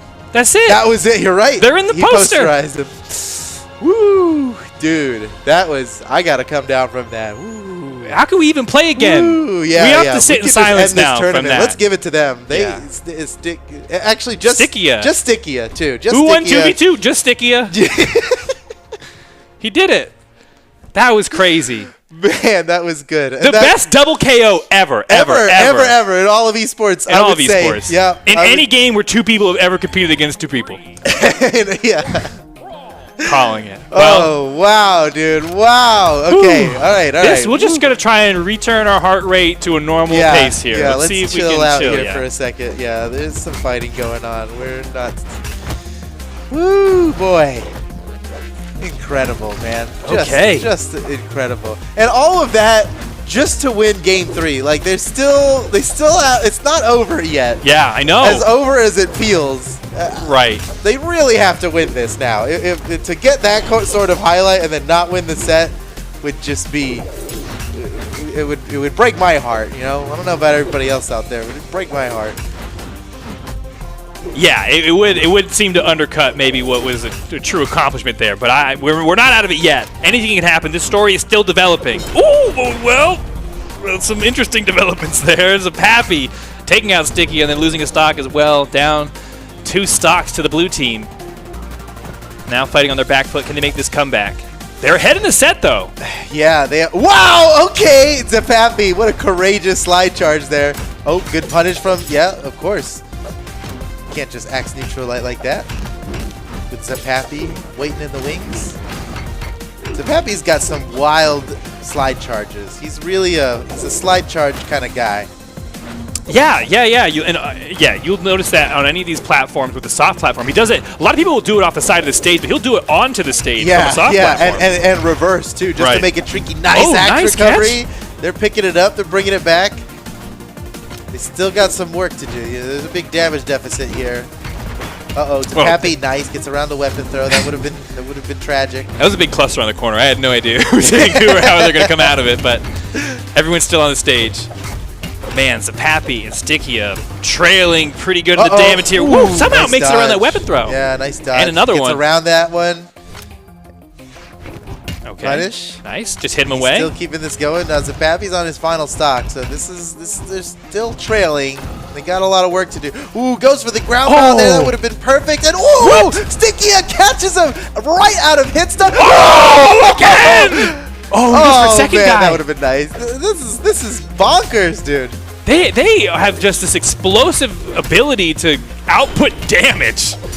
Okay. Game all tied up now. Sticky losing his second stock on his last one, but Blue is the only one at 2 still, and that's a pretty, that's a thread that's bad. Yeah, Blue, he wins those 1v2s. He loves them. Did you see Sticky body block that weapon Yes, dude. That's the kind of teamwork from the France friends. Okay, Blue on his final stock. Zapappy's hurting, but last time Stickia was left alone with these two. Oh, he turned out all right. He almost got that early stock off of Emperor Mini at the top of the stage. He could get it close. Oh, no! Knocked away. Zapappy somehow still in this? Still barely. Oh! He lied. Wait, is he? Just you never know. Did he not his dodge? Okay, Stickia, one more time with the clutch. Okay. Punish from Blue. Blue hasn't been touched on this stock. This is gonna be tough for Zapappy. For Stickia. This is tough. He did win a 2v1 though. Blue for a long time was the number one 1v1 player in Europe. Nice dodge. Oh wow, that was just the way he saved that recovery. I thought Blue was gonna maybe push in a little bit. Guarding the weapon, steals it from him. Oh, picks up the damage off of that play. Okay, he's bringing back, but he still hasn't caught up in damage, even with all those hits. Stealing the weapon. Look at this weapon starving. Blue is just scooped up. Almost got him with the cider. Dude, Stickia cannot. His momentum is on his side. Oh my goodness. Oh, there's another one. Every weapon is his. He owns every weapon. He owns it. Oh, there's one. Yeah. All right, now it's real. There's a tie game. This could be anybody's. Yeah, Blue has got some major KO potential with his sword in hand now. He can knock him out with just one maneuver here. He's looking for that down leg. Oh, yes! They've done it! I can't believe it! Zapappy and Stickia, the France friends, they're moving on to top 5 now. Oh, my goodness. Blue and Emperor Mini knocked out of the tournament in 7th place. Wow. What an incredible set, That was so good. What a treat, dude. I am so glad that we got to be the ones to cast that. What a privilege. Wow.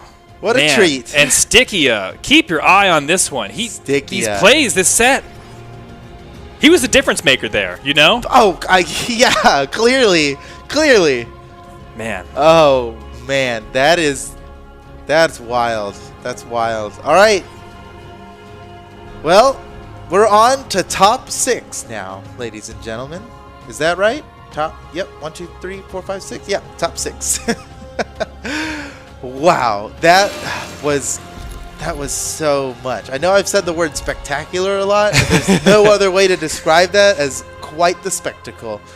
Yeah. My goodness, such good sets. And there are many more good sets to come here. We're going to take a super quick 5-minute break and be back with top 6 tournament action with your favorite casters, Duke and Sparky, coming back on here. So stick around. We'll be right back just a little bit. Don't go anywhere.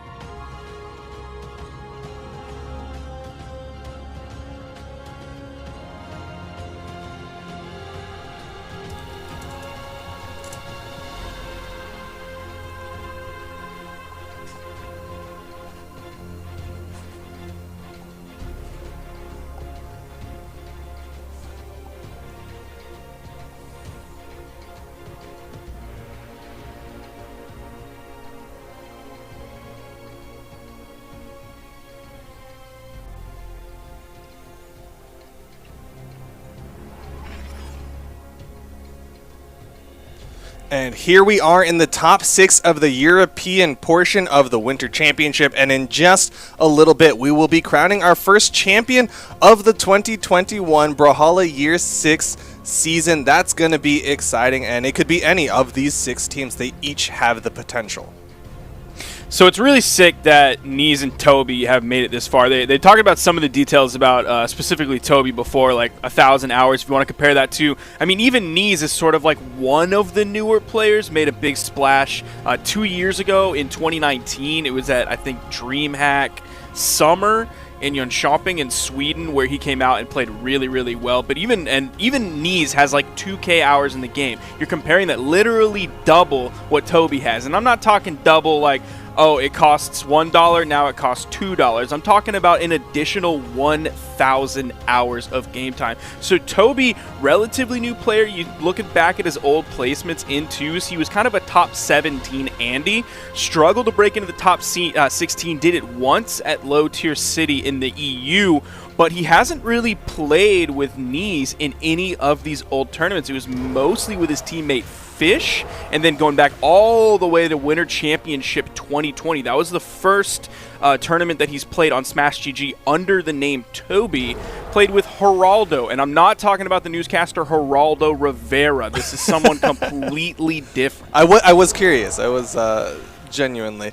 Yeah, I think the name on a lot of people's lips right now is Toby, kind of the new kid on the block. You love seeing new bloods come out. Of course, this is the Winter Championship, the first event of the year, so it's likely that there's going to be those people who have been grinding for the past 3 months. Looks like Toby is one of those people, and I'm excited to see what he's going to do, of course, coming in with the single Sharingan of the Uchiha clan. So it'll be cool to see how well that works out against Zyder and 720 Polyshot, as that is going to be their first matchup in this top 6. Of course, we're seeing Zyder, no questions asked, going to be coming in with the Becky Lynch, the man, the person who he switched to get that reverse 3-0. Yeah, Nash has been getting a little bit of love today. I know a lot of people have been talking about Nash recently. I can't remember who, someone posted in a Discord about like, hey, we need to look at Nash signatures now because they are real good. So I'm glad to see some Nash getting some love. I know when I run up into a Nash in rank, it's rare, but I am always scared because I'm looking at the high strength, I'm looking at the very high movement speed, I'm looking at the average defense, low dex. It doesn't even matter when you have hammer in your hand or when you have the spear in your hand. And those signatures, man, they cover so much area. You're talking about like a very old character, one of the first characters that was in the game, can still hang today with the signature design. Bodvar's another one of those, but specifically here we do have that Becky Lynch Nash coming in. On the other side we have a Ragnar from Neese and a Bryn from Toby, so we're coming in with double axes again. And then the kind of lone Qatar player, we do have some of that coming out from the Ragnar, but a little bit of a lone Qatar player coming in from the Asuri. Yeah, the Asuri still kind of makes sense. It has that sword, going to be a consistent 2's weapon. You can't really go wrong with the sword or a spear as that secondary weapon because it's just great for setup. The Neutralite, very standard, nice amount of active frames, and a very predictable trajectory in comparison to something like the Axe, which has a little bit of an arc to it, so you kind of have to pick your positioning a little bit better. But at the same time, doesn't have that hammer, doesn't have that Axe, those kind of harder hitting, quick follow-up weapons. But it's still going to be a really nice tool. We saw earlier that 720 Polyshot with that sword on the Asuri was able to follow up off of a, I believe it was a spear side sig, that big fist, and then they even comboed more after it. That'll be really cool to see if they can make that happen consistently. Now we do have two mecha characters coming into this. We have Mecha Asuri versus Mecha Ragnar, throwing back to the old Godzilla versus Mecha Godzilla, but it's both mecha versions going into this game. Godzillas. That's not going to give them more defense, but the Ragnar from Neese is going to have high defense, opting into the defense stance, giving 7 defense. So overall, the defense game is going to favor the blue team. Yeah, that defense is going to be really nice. Of course, a very popular stat line to put into for 2v2s just because it's very easy to take team damage. We've seen teammates hit each other throughout the day so far. Now it is opening up pretty even, already seeing double side signatures coming out from Zyder. The first one missed, the second one did make a connection onto Toby. The blue team a little bit worse for wear here. Both of them now in the red at this point. 720 Polyshot is dueling Toby over on the edge. Can't secure the KO. You saw the exclamation point start to come out. Went over back onto the platform. Meanwhile, Zyder gets the KO onto Neese. Toby left alone. Not too much pressure put on him. He did throw his weapon away. It ended up hitting Neese, and he wasn't able to grab a weapon. So both members of the blue team unarmed. Red team going to continue to control those weapons. A little bit of a hit after a hit, followed up off their teammate. Zyder still swinging here. Got another KO. That's the first 2 KOs going the way of Zyder here in this game. And not a red person to fall just yet. That axe recovery still not enough to take out Zyder. You're seeing both red team members in that kill percent right side. 720 going for the Gimp, is gonna miss the ground pound, and Toby is gonna get back up safely. I never like to see people throwing away stocks. Like, he went, let's just be real, he went a little bit too hard for that one. He had, like, kind of the stock to burn, but he didn't have that much of a stock to burn. Toby is getting into the orange. Now he's fighting Zyder, unarmed over the edge. A little bit of a head bonk there. Gets the ground pound in the orange. Follows it up for the KO. Bonks his head just a little bit, but still gets back. Here comes the team combo. The dodge down is going to interrupt after the second hit. There is a KO. Now, both members of the red team have lost their first stocks, but the blue team is on their final stocks. Not in a great spot here in game 1. Yeah, red team looking really strong. You did see a little bit of thinking there. Zyder wasn't quite sure how to follow up off the Qatar Neutralite. It's not a common setup tool for those 2v2 combos, but still, red team looking good. I'm seeing, honestly, I want to say it's a little bit of disrespect to Toby with how much this red team wants to unarm Gimp Toby off the stage on the right.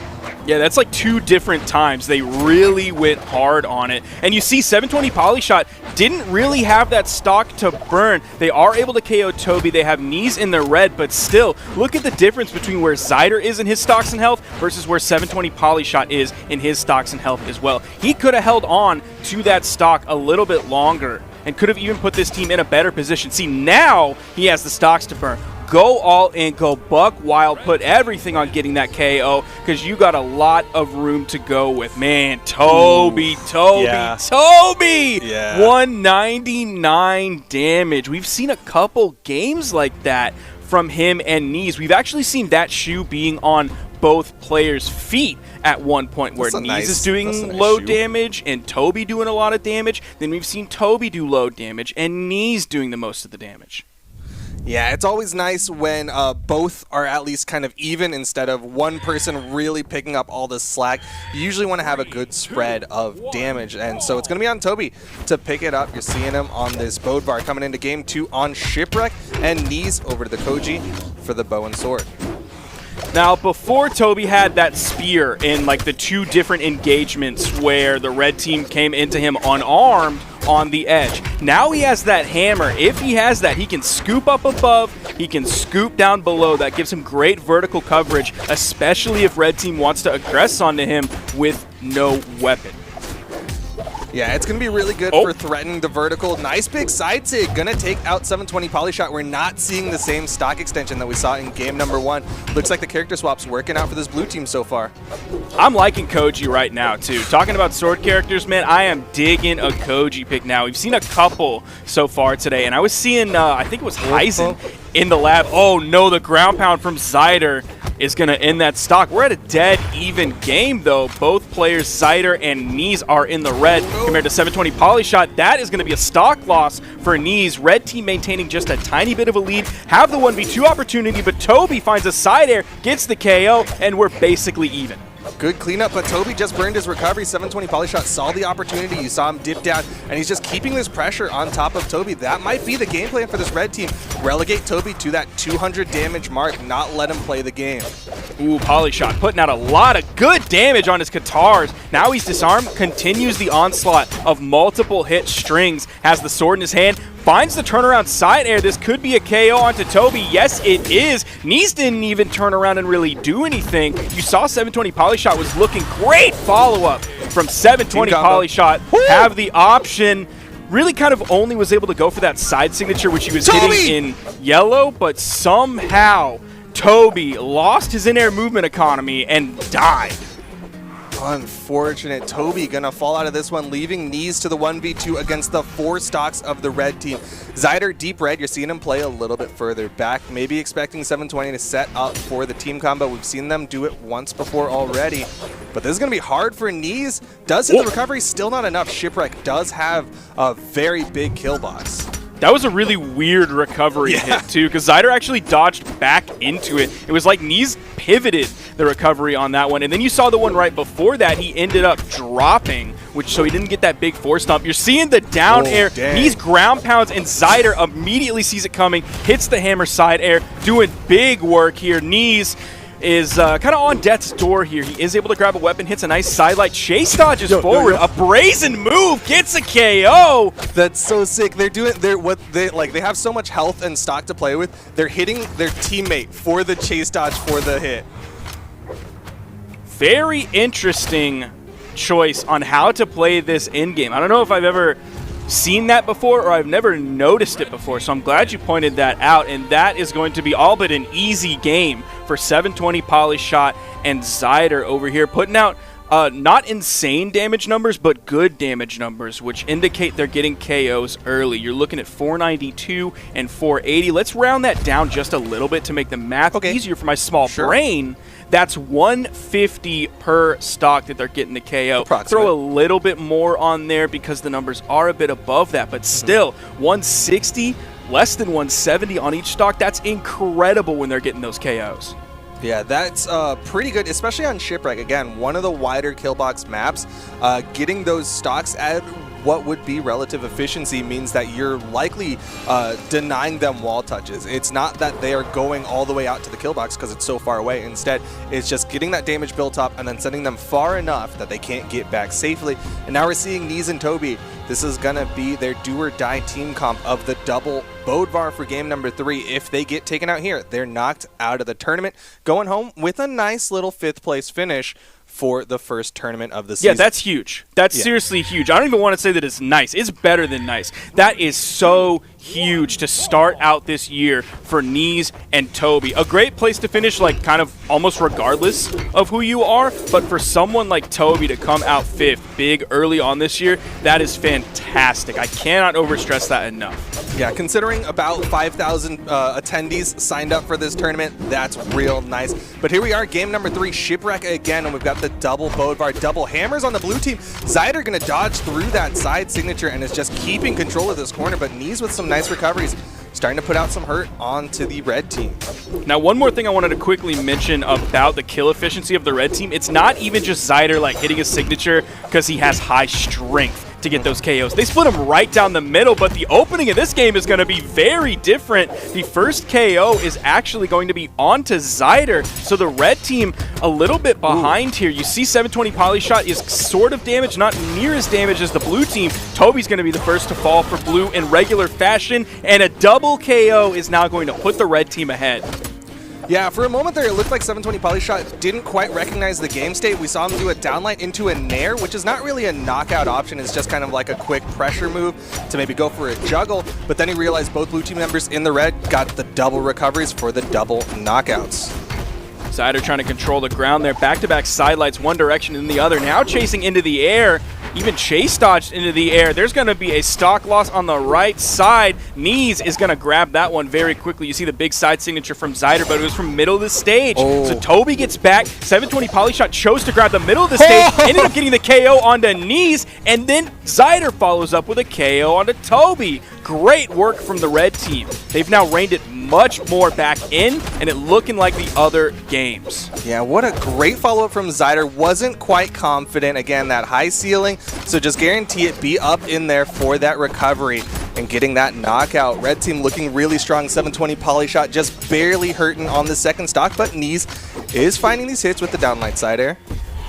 Toby's going to have to start doing work with the hammer. He's going to start it off with the neutral air, KOing Zyder off the top, putting him in his final stock. 720 Polyshot carrying off the stage. Weapon toss is going to guarantee that very easily. Now everybody on their final stocks. Toby's going to have to do some work, and he's going to have to not get hit. He is getting very close to knockout damage. The neutral light turns him from orange to red. He's going to have to be very careful. Nice side air. Has Zyder in the orange. In trouble. Oh, and then he chooses to go off stage with the ground pound at the last second. Gonna take out Zyder. There is still life in this blue team. They have the potential. Do they have the team combos? It's going to be a lot harder to do it with a hammer and a hammer because you've got that same move DI. I'd like to see one of them maybe throw it away, hope for a sword if they want a team combo, but they're not really even positioning for that death sandwich instead. Oh, wait, Neese going to go for the throw. All right, here's the opportunity. I wonder how much they practice with this double Bodvar combo in terms of actual in-game and 2v2 combo options. See them now, they're trying to set up for the sandwich though. Like you said, I'm not sure how much they practice this because we haven't seen this comp before, but it's going to get denied the opportunity as 720 Polyshot hits the downlight recovery. 1v1 against Toby. Toby has the weapon advantage, but Polyshot with the unarmed recovery. Gonna take game number 3, winning it out 3-0 over Toby and Neese. That was a very back and forth game, and if Polyshot didn't put out 751 damage, we would have had a different outcome there. He really put the game on his back. Even on the other side, Neese putting out 598, just shy of 600. Toby doing a little bit more, coming out at 361, but still not very healthy numbers coming out from him. He did take a whopping 642, so they didn't quite have the kill efficiency this game that they did previously. Still fantastic match coming out from Neese, Toby, Zyder, and 720 Polyshot.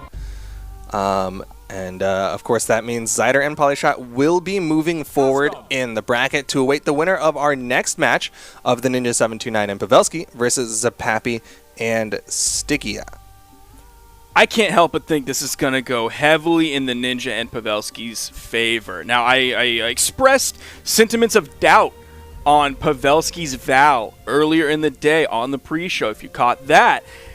But I kind of am changing my mind now that we've made our way well through the tournament. Now, they did go down to Acno and Blaze, but that's not really a surprise here. It went all the way to Game 5. Now, if I were Acno and Blaze, I would have taken the easy dub after the disconnect from Pavelski, but it was very close towards the end. Yeah, it's definitely impressive that they were able to force it to a Game 5. I believe they won the first 2, and then it was Acno and Blaze who were on that back foot, making that reverse 3-0 to earn their spot in the winner's final, which we'll catch up with at a later point. But still, Pavelski looking really strong. I'm curious, how many sword neutral signatures did he have to hit before you were like, all right, maybe I'm feeling this a little bit? His gauntlets were looking better today than what I saw in like the long stream of games that I watched from just the other day. But one thing that you mentioned that I want to expand a little bit on is you talked about Pavelski and Ninja winning the first 2 games and then losing 3 in a row. I expressed a sentiment of doubt in terms of them being able to grab their lead, hold onto it, and keep it throughout. Not necessarily a set, but matches. They would open up so big. They would get an early KO while they're still in yellow, and then if you just teleported further into the game right to the last moment, it was so close. It was like a 1v1 with both players in red. So the fact that they weren't able to take that lead, grab the momentum from it, and move it throughout the set, I think that might stop them from being the tip-top team. Yeah, just maintaining that lead that you have.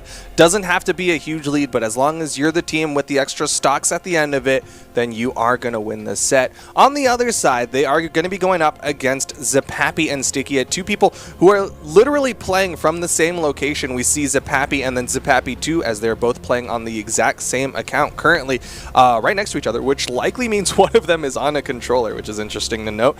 Going to be really excited to see how well Zepapi and Stygia do. What I was seeing from Stygia was truly impressive. He was playing out of his mind, doing some fantastic save work, eating weapon tosses to keep Zepapi alive, doing some fantastic follow-ups. They have this team comp where they can do these vertical team combos, and Zepapi did it with an axe, he did it with the bow. He was still able to get these setups and these combos, so I'm really excited to see how well they can do because those team combos are going to really help wrestle back those early leads from Ninja and Pavelski after they get some crazy gimp.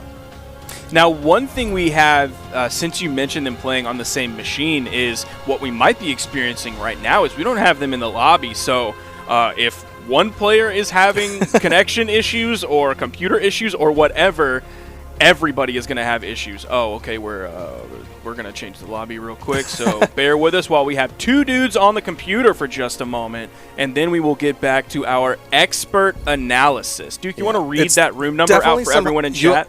Wait, what? Go ahead if you want to. Why am I reading out the room number? So they can watch. Is that a thing? No, don't do that. Don't read it out. Like, is that what we want to do? I was trying to bait you into hopefully you would do it. And then like, did I miss something? I'm sorry. That would derail the tournament and make Toast really angry. Almost as angry as he is right now that we're not talking about this sweet bracket graphic, which you can also follow along if you want to see some more. Type !bracket over in Twitch chat or go to smash.gg/Brawlhalla to find out all sorts of bracket information. And I'm getting word that Stickia and Zepapi are actually brothers IRL. They're both playing on the same machine and they're both genetically related, you know. How brothers do. Do we know which one is older? I'm gonna say Stickia. He gives me those vibes. Because Stickia used to play with Daz. Yeah. And Zepapi used to play with a different player. So I'm wondering like who was the bigger brother that was like, yeah, I'm not playing with you. And then like, he went and told mom, and then the younger brother came up and was like, Mom said you have to play with me. It's not mom said it's my turn. Now it's mom said you have to play with. If you want to play Brawlhalla, you have to play with me. That's what mom said. I'm not sure. I'm sure we'll get word at some point later on. But right now we're gonna get right into game number 1 of Pavelski and the Ninja 729 versus Zepapi and Stickia. And I gotta say, I don't know who to root for. I love Pavelski. I think he's a fantastic player. Super exciting to watch. But Zepapi will literally come into my games like I'll be playing at some weird hours for a North American, and Zepapi will come in after my match and be like, yo, good job, that was a really good read. And so Zepapi's kind of got my heart a little bit. I hate when players do that. I don't want someone who's good at the game to come in and watch me malding. I'm not into that. Kyler used to do that a lot, and he would promptly leave. He'd leave after you get 3 stocked. I hated that, man. It made me so nervous every time. But it looks like maybe the nerves are hitting Pavelski a little bit hard here. You see him very deep in the red. Now, I think they have had some time here to ruminate a little bit. And maybe cool down. Oh, nice ground pound. You saw the spot dodge come out. I was expecting maybe a downlight. I think he saw that Zepapi was too far away, so the downlight wasn't going to end up reaching. Where's Zepapi going, though? Running off the stage might be a little bit of a bait. Doesn't hit the downlight, though, so can't go for the immediate ground pound follow-up. And Pavelski with the neutral sig. Both blue team members in the red, and Pavelski is going to take the first stock with the recovery. He loves that sig so much. He will straight up spam it. Like, I'm not even joking. Watching those sets yesterday from him, or those games yesterday while he was streaming, he was just absolutely spamming in-sig if they were in the air. Like 3-4 times in a row. Yo, if it works, don't break it, I guess could be a phrase. The Ninja 729, though, gonna fall off the left side. Didn't quite have the movement, so instead you saw him ground pound so he could get back faster, make sure he's not leaving Pavelski in the 1v2 for too long. Immediately picks up the cannon, starting to put out some damage onto Stickia. I think the phrase is, if it works, don't break it, unless you need the insurance money. Unless there's no cameras and you can get away with it. Nice follow-up with the cannonball off of Pavelski's sword string. Gonna go in, hit the neutral line on the 3, so it's gonna be worth it as it gets that extra damage. And Pavelski hits the ground pound, putting Stickia out. Downlight recovery, gonna take Zepapi out. And now the blue team down to their final stocks here in game number 1. Yeah, Pavelski and Ninja looking really good. You're seeing the gauntlets now coming in from Pavelski. Hits the D-Light Dare, ends up taking a little bit of team damage, goes into the neutral light. Oh, they almost nailed that. That would have been huge. Bottom side of the recovery, and the weapon toss is there to clean it up, even though that side sig from Zepapi didn't hit and KO. So Pavelski and Ninja are not in nearly as good a spot as they were previously. Yeah, it was looking like a nice lead for the red team, but the blue team was able to get that nice pickup onto both of them. Red team stacked up, and they got the double. Now we're down to the final stocks. This really could go either direction. Pavelski, the one the least damaged on the screen right now. Goes for the D-Light Dare, ended up hitting that very low. There's the neutral signature. That signature does have a lot of force on it. You were expecting maybe the KO from the Ninja off the top, but it wasn't quite enough. Now they find that KO. Zepapi very much in the red without a weapon. Another weapon spot comes in. Ninja swipes it out of the air, and Pavelski grabs the one on the right. Yeah, Zepapi in real big trouble as he's not able to get a weapon spawn at all, and the neutral sig and the cannonball both gonna land, but the cannonball is the one that gets the knockout. Red team gonna take game number 1. Seeing solid damage numbers coming out from all players there. It's curious what map they will immediately go into. Seeing some platforms. Mammoth is banned out, leaving Great Hall, Miami Dome, and Small Enigma. A real Sophie's choice here. I never read that. It's basically a choice where whatever decision you make has horrible consequences. So how's that compared to like a catch-22? That's more like there's a good thing, but there's also a bad thing. Oh, okay. So like, I could jump off this really high thing and I'll look really cool in front of all of the girls, but I could break my legs. Yo, but you'd look really cool in front of That's all of the girls. That's a catch-22. Much like this red team looking pretty cool right now with that 1 under their belt, but we're here in game number 2 on Miami Dome. Don't want to be jumping off of this map anytime soon. Pavelski, the most damage on the screen so far, has been getting juggled a little bit by this blue team, but the side sig overreaches. It does teleport forward and doesn't have a hitbox the entire pathway. Nice side signature from Zapapi. He was trying to make up for that one that didn't hit before.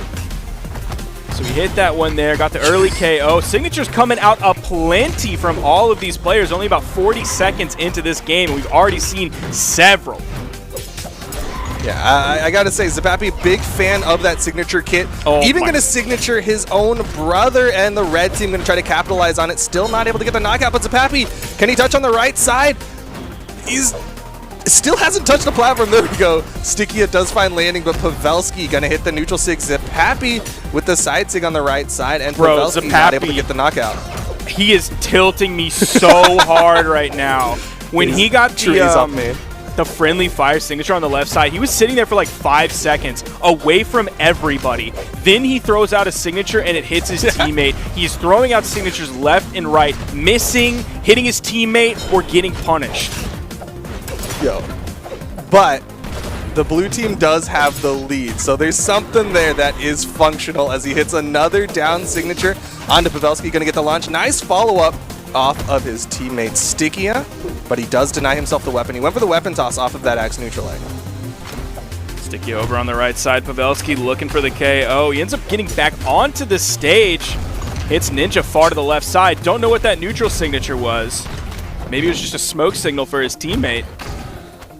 Ooh, Stickia did hit the recovery, so he can get up to the wall safely on the right side. We're not seeing a lot of saves come out from this blue team. Instead, it's been like Zapapi's just trying to put big hitboxes everywhere. Of course, those bow signatures in particular do linger, but Stickia gonna fall on the right side, and Zapapi not able to capitalize on it. Red team stealing the lead a little bit.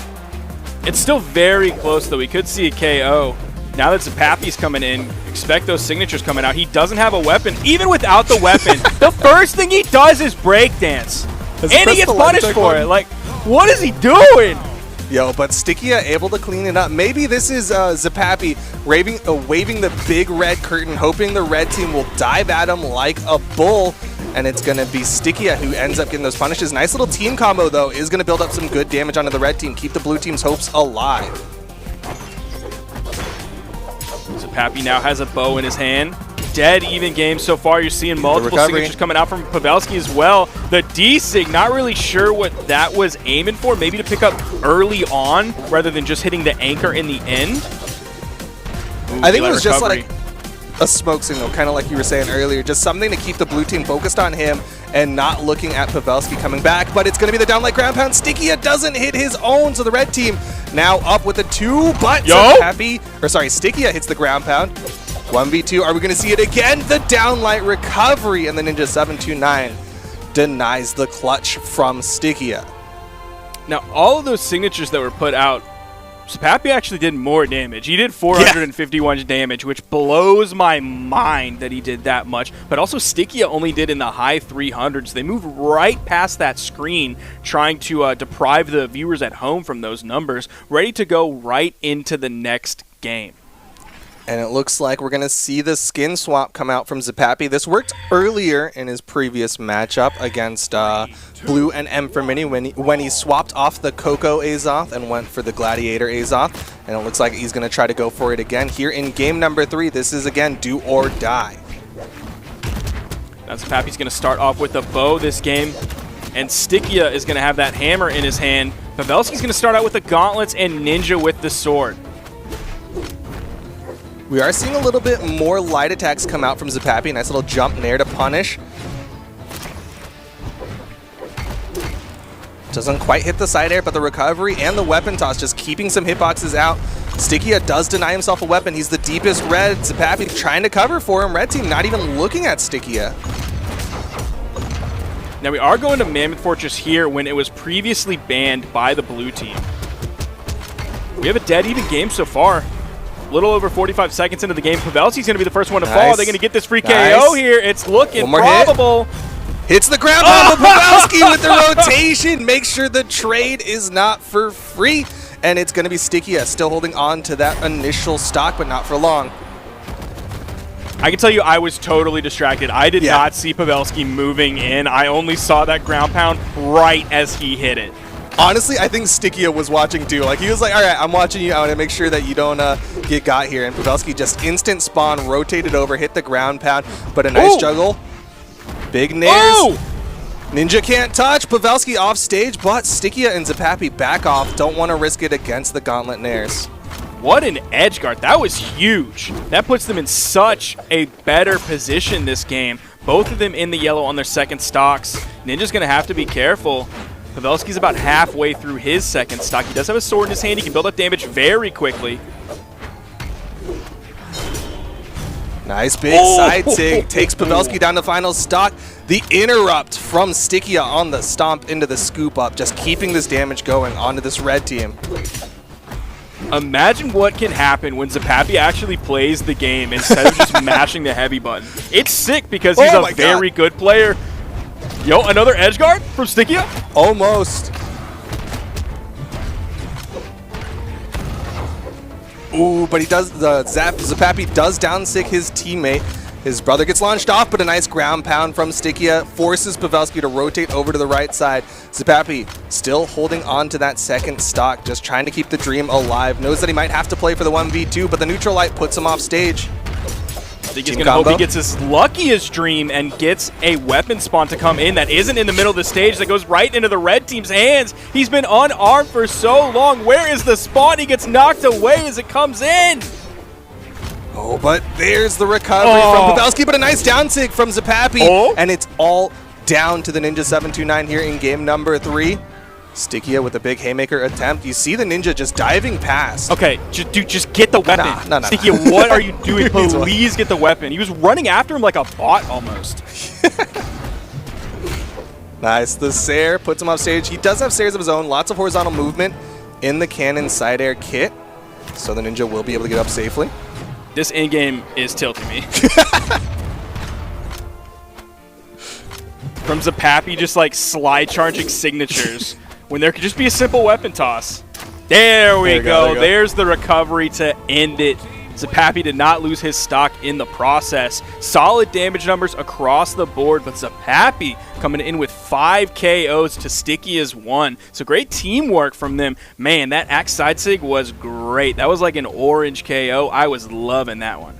Yeah, and I think one of the big things that's working for Zapapi, going to a more traditional playstyle, something that's not so signature reliant, something that's just playing the game. Don't call it a traditional playstyle, bro. He's just using the weapons kit. All right. Well, one thing that's working really well for him is he's not putting himself into those long recovery frames, so he's able to be more present and help out his teammate, help out Stickia, so Stickia can start putting out all of that extra damage. But the juggles and Stickia's in trouble. Top of the map, both red team members were hunting for the early KO. That was great from Zapapi, though. You saw him throw his weapon over at both members of the red team and then continue the pressure to give Zapapi room to get back onto the stage, reset his jump economy. Yeah, that's some really good coverage from Zapapi. He does disarm himself with a weapon toss, and the team recovery, Stickia just kind of swinging at everything around him, but since red team members are in the red, could be an opportunity for a knockout. He doesn't quite have the successful edge guard in the beginning like he did in the last game. Ends up being the first player knocked out, but Pavelski is about at a similar damage that Stickia was. So we could see the knockout soon. Spot dodge after spot dodge into Zapapi's unarmed recovery. There's a neutral light, going to hit all the way to the side of the stage. I think Ninja did that absolutely on purpose. That was intended. It was great. Saved his teammate, kept him alive for a brief moment. Unfortunately, Pavelski did get caught, got recovered. But I love the heads-up play from the Ninja 729. And that's off of the sword neutral light that will like lock the player in for a little bit longer. So he did have a little bit more time to react to that, but still, that was quick thinking. And great reactions, but Zapapi does hit the down signature, gonna give his team that brief stock advantage. Stickia is taking a little bit more damage than Pavelski, so if this progresses, we could see Zapapi forced to the 1v2. Neutral light will send off Zapapi. Stickia trying to take down either of these red team members, but the down air will take out Zapapi. Stickia over on the right side. They're not putting pressure on him over there. I wonder if that was because Zapapi spawned in on the right side. That'll be enough to do it, though. Stickia on his final stock, staring at 4 stocks from Ninja and Pavelski. Zapapi's going to have to put out some work here. Yeah, this is true tournament stock here for Stickia. He has to extend this stock so incredibly long. Nice gravity cancel, neutral light, but the red team is still staying stacked up on him, and he cannot afford to take this team damage from Zapapi.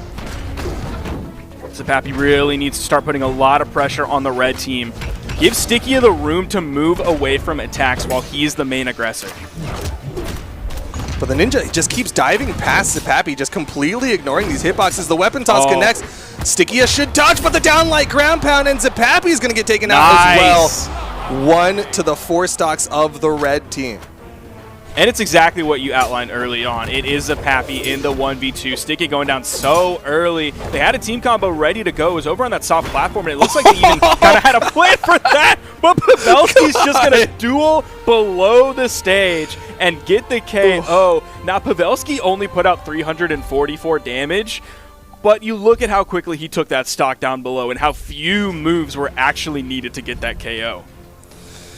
Yeah, that was a brutal knockout at the very end there from Pavelski, like you said, not putting out a whole lot of damage. But the Ninja 729 actually putting out quite a bit, did a really good job with those cannon rotations. I know I was focused a lot on Stickia and Zapapi, but really well done from Pavelski and the Ninja 729 to secure their spot, guaranteed top 4 finish going up against Zyder and 720 Polyshot. Yeah, it's an interesting stat number spread in terms of damage. It's 545 from the Ninja. So if you look at that, you're like, okay, a normal game, picked up 4 KOs, awesome. Then you look at Pavelski doing 344. If you were just looking at that, you'd be like, well, I mean, come on, you got to do a little bit more than that. Only 1 KO, come on, step it up. But then you look at the blue team, and it's like, oh, 258 damage and 357 damage. It was just one of those games where not a lot of damage is dealt across the board on both teams because it didn't take a lot of damage to kill.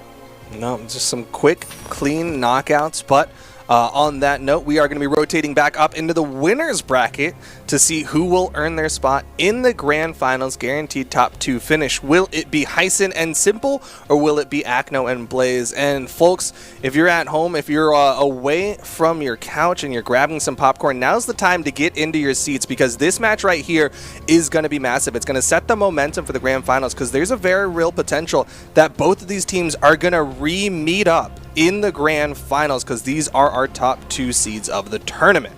At most, we could literally see 3 best-of-5 sets from these teams right here. Of course, it would be the one in the winners finals right here. Then they could meet in the grand finals, and then there could be a bracket reset for a 3rd best-of-5 set. Now, you look at across the board, you have like one very lucrative winner on each team. You're looking at Simple, and then you're looking at Acno, and then the other players are also close to each other. I think it was like 19K and 24K. So kind of even there on both teams, with one kind of rising star and the other kind of being there as well, but still equal with the other person on the other team.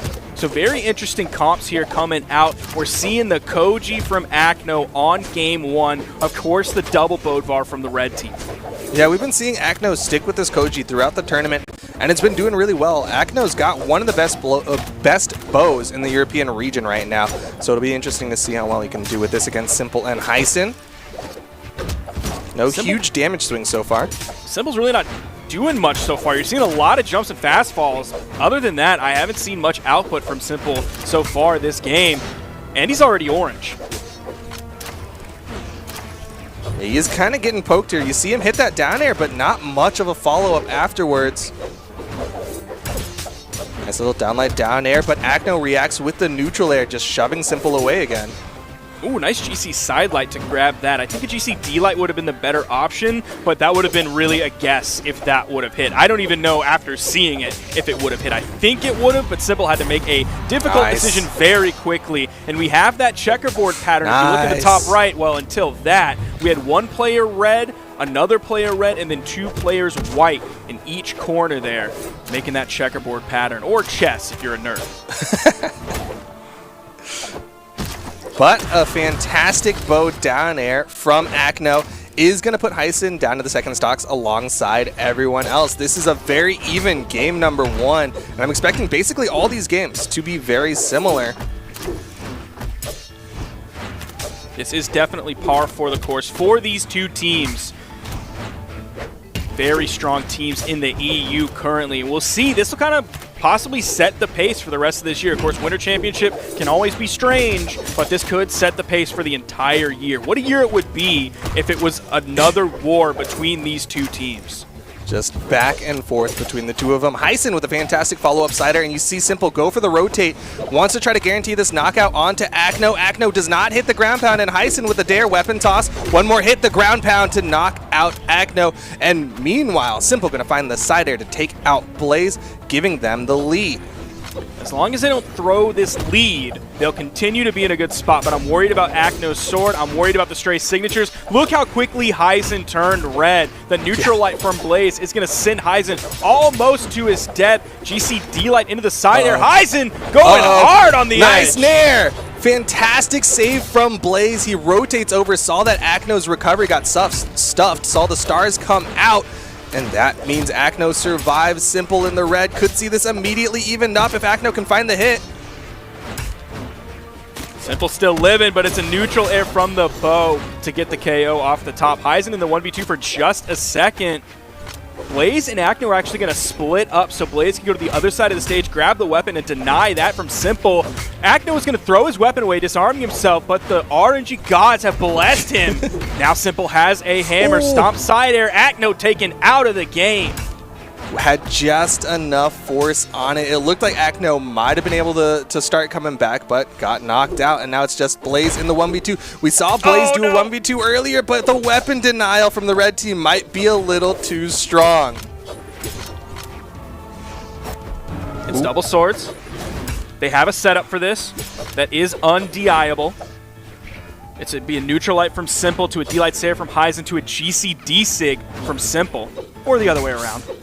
Yeah, can go either direction. Of course, it is limited because you're using the same weapons, so you won't have the same time extension, but you don't even need it considering Blaze in the red hits the ground pound, weapon toss.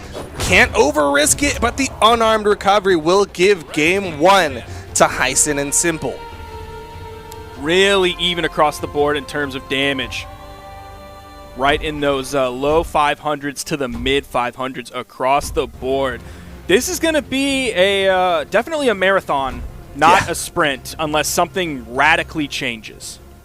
We have seen in situations like this, though, where like it's really, really close game 1, then game 2, it drastically swings one way, game 3 swings the other way, and then we see it like slowly slow back down to a very paced game number 5. We'll see what happens here as we're going back to Mammoth. Same picks, same map, game number 2. And continuing that even spread, one weapon goes to each team. There is another spawn in. Now everybody has a weapon into this game. It's going to be Simple started dueling Blaze's axe, but immediately rotated over, and now it's Simple against Acno. We saw a lot of last game kind of dedicated to the Simple versus Acno fight. I wonder if that's sort of a plan the red team has going into this. Yeah, it can definitely be a thing when, especially these two teams have been fighting each other for at least a year now, where they can kind of have these strategies of saying like, all right, you go against them, you go against them. Acno able to pick up the tatami mat after Blaze got the knockout onto Simple, and that's going to be a nice, healthy lead for the blue team as Acno not quite even in the orange. Oh my gosh, the grab cancel neutral light? Yeah, something kind of radically changed. And I think it was largely on the back of Blaze's axe play early on in that game. There's a ground pound. I think that was an orange KO. That's a good place to start. And then Heisen turning it around. Basically back to a dead even game. Acno is going to immediately retreat over to the wall. That gives the red team weapon advantage. Both members of the blue team don't have a weapon in their hand. Acno is able to get over to the weapon spot on the left side. Picks up a bow. Man, just right after that ground pound from Heisen on the hammer, there's like this pause chant moment where they both just sat on the wall, and then Heisen was like, all right, now I'll Sarah you. Get that second knockout. Brought themselves back into this one. Simple, a little bit more damage than everyone else, though, but considering how quickly that swung, could easily see this go down to final stocks. And that was kind of the case last game as well. He took a lot of damage early on, but then I think it was his second stock that he just held on to for a very long time. That gave the red team some room to run. Nice side sig. Actually, Simple did a side sig as well. Heisen was the only one to connect, though, and he got the KO off of it. 4 stocks to 3. Acno doesn't hit the ground pound. Suddenly, red team swinging the 4 stocks back in their favor, and now the red team is the one with the lead over the blue team, despite the healthy lead they had at the start. Blaze does hit the recovery. It's not even enough. Nice down air from Blaze, and a second one. He really nailed that down air so fast, right over that corner, even turned it around. Simple over on the edge. Both members of the blue team kind of rotate over to put some pressure onto Heisen, who was disarmed. Acno ended up picking up a weapon in the process. Ooh, interesting ground pound from Blaze. Does launch Simple, but still not enough. The neutral air, not enough. Simple, despite the fact that he was the earliest in the red on the second stocks, has been extending this second stock. Simple kind of a second stock legend here. Extending it multiple games in a row. Acno and Blaze are both now getting into the orange. Sidelight Nair from Blaze, but that's not really going to do much for him. Looking for the downlight KO at this point, and it's not working. He's not finding it. Neutral sig. Oh, man. Yo, they got the kill on Acno, though, too. I saw that neutral sig from Simple, and it was like, all right, come on, man. You're not going to get that here. The neutral light knocked him out, but Heisen was able to turn it around and get the KO. And now it's left to Blaze in a 1v2 again against this red team, but Blaze, deep red, has to bring out the big guns. He's hitting these axe hits onto Heisen, but can't afford the tap from Simple. The neutral air will put Simple and Heisen up 2-0 over Blaze and Acno, 1 game away from getting another set win over the World Championship team and going into the Grand Finals. Heisen with a lot of work that game, putting out 537 damage, the most in the game out of anyone, and also picking up 5 KOs from that. You saw it start off with the hammer edgeguard on the right. That gave the red team a fight back in when Blaze and Acno got the early lead. Yeah, I mean, that entire swing is off the back of Heisen with the hammer plays. Now it's on the blue team to make the adjustment. Are we gonna see a swap come out from this blue team? I mean, they have quite a few history team comps. They have a double Bryn. They have like a Bryn Ragnir if they wanted to.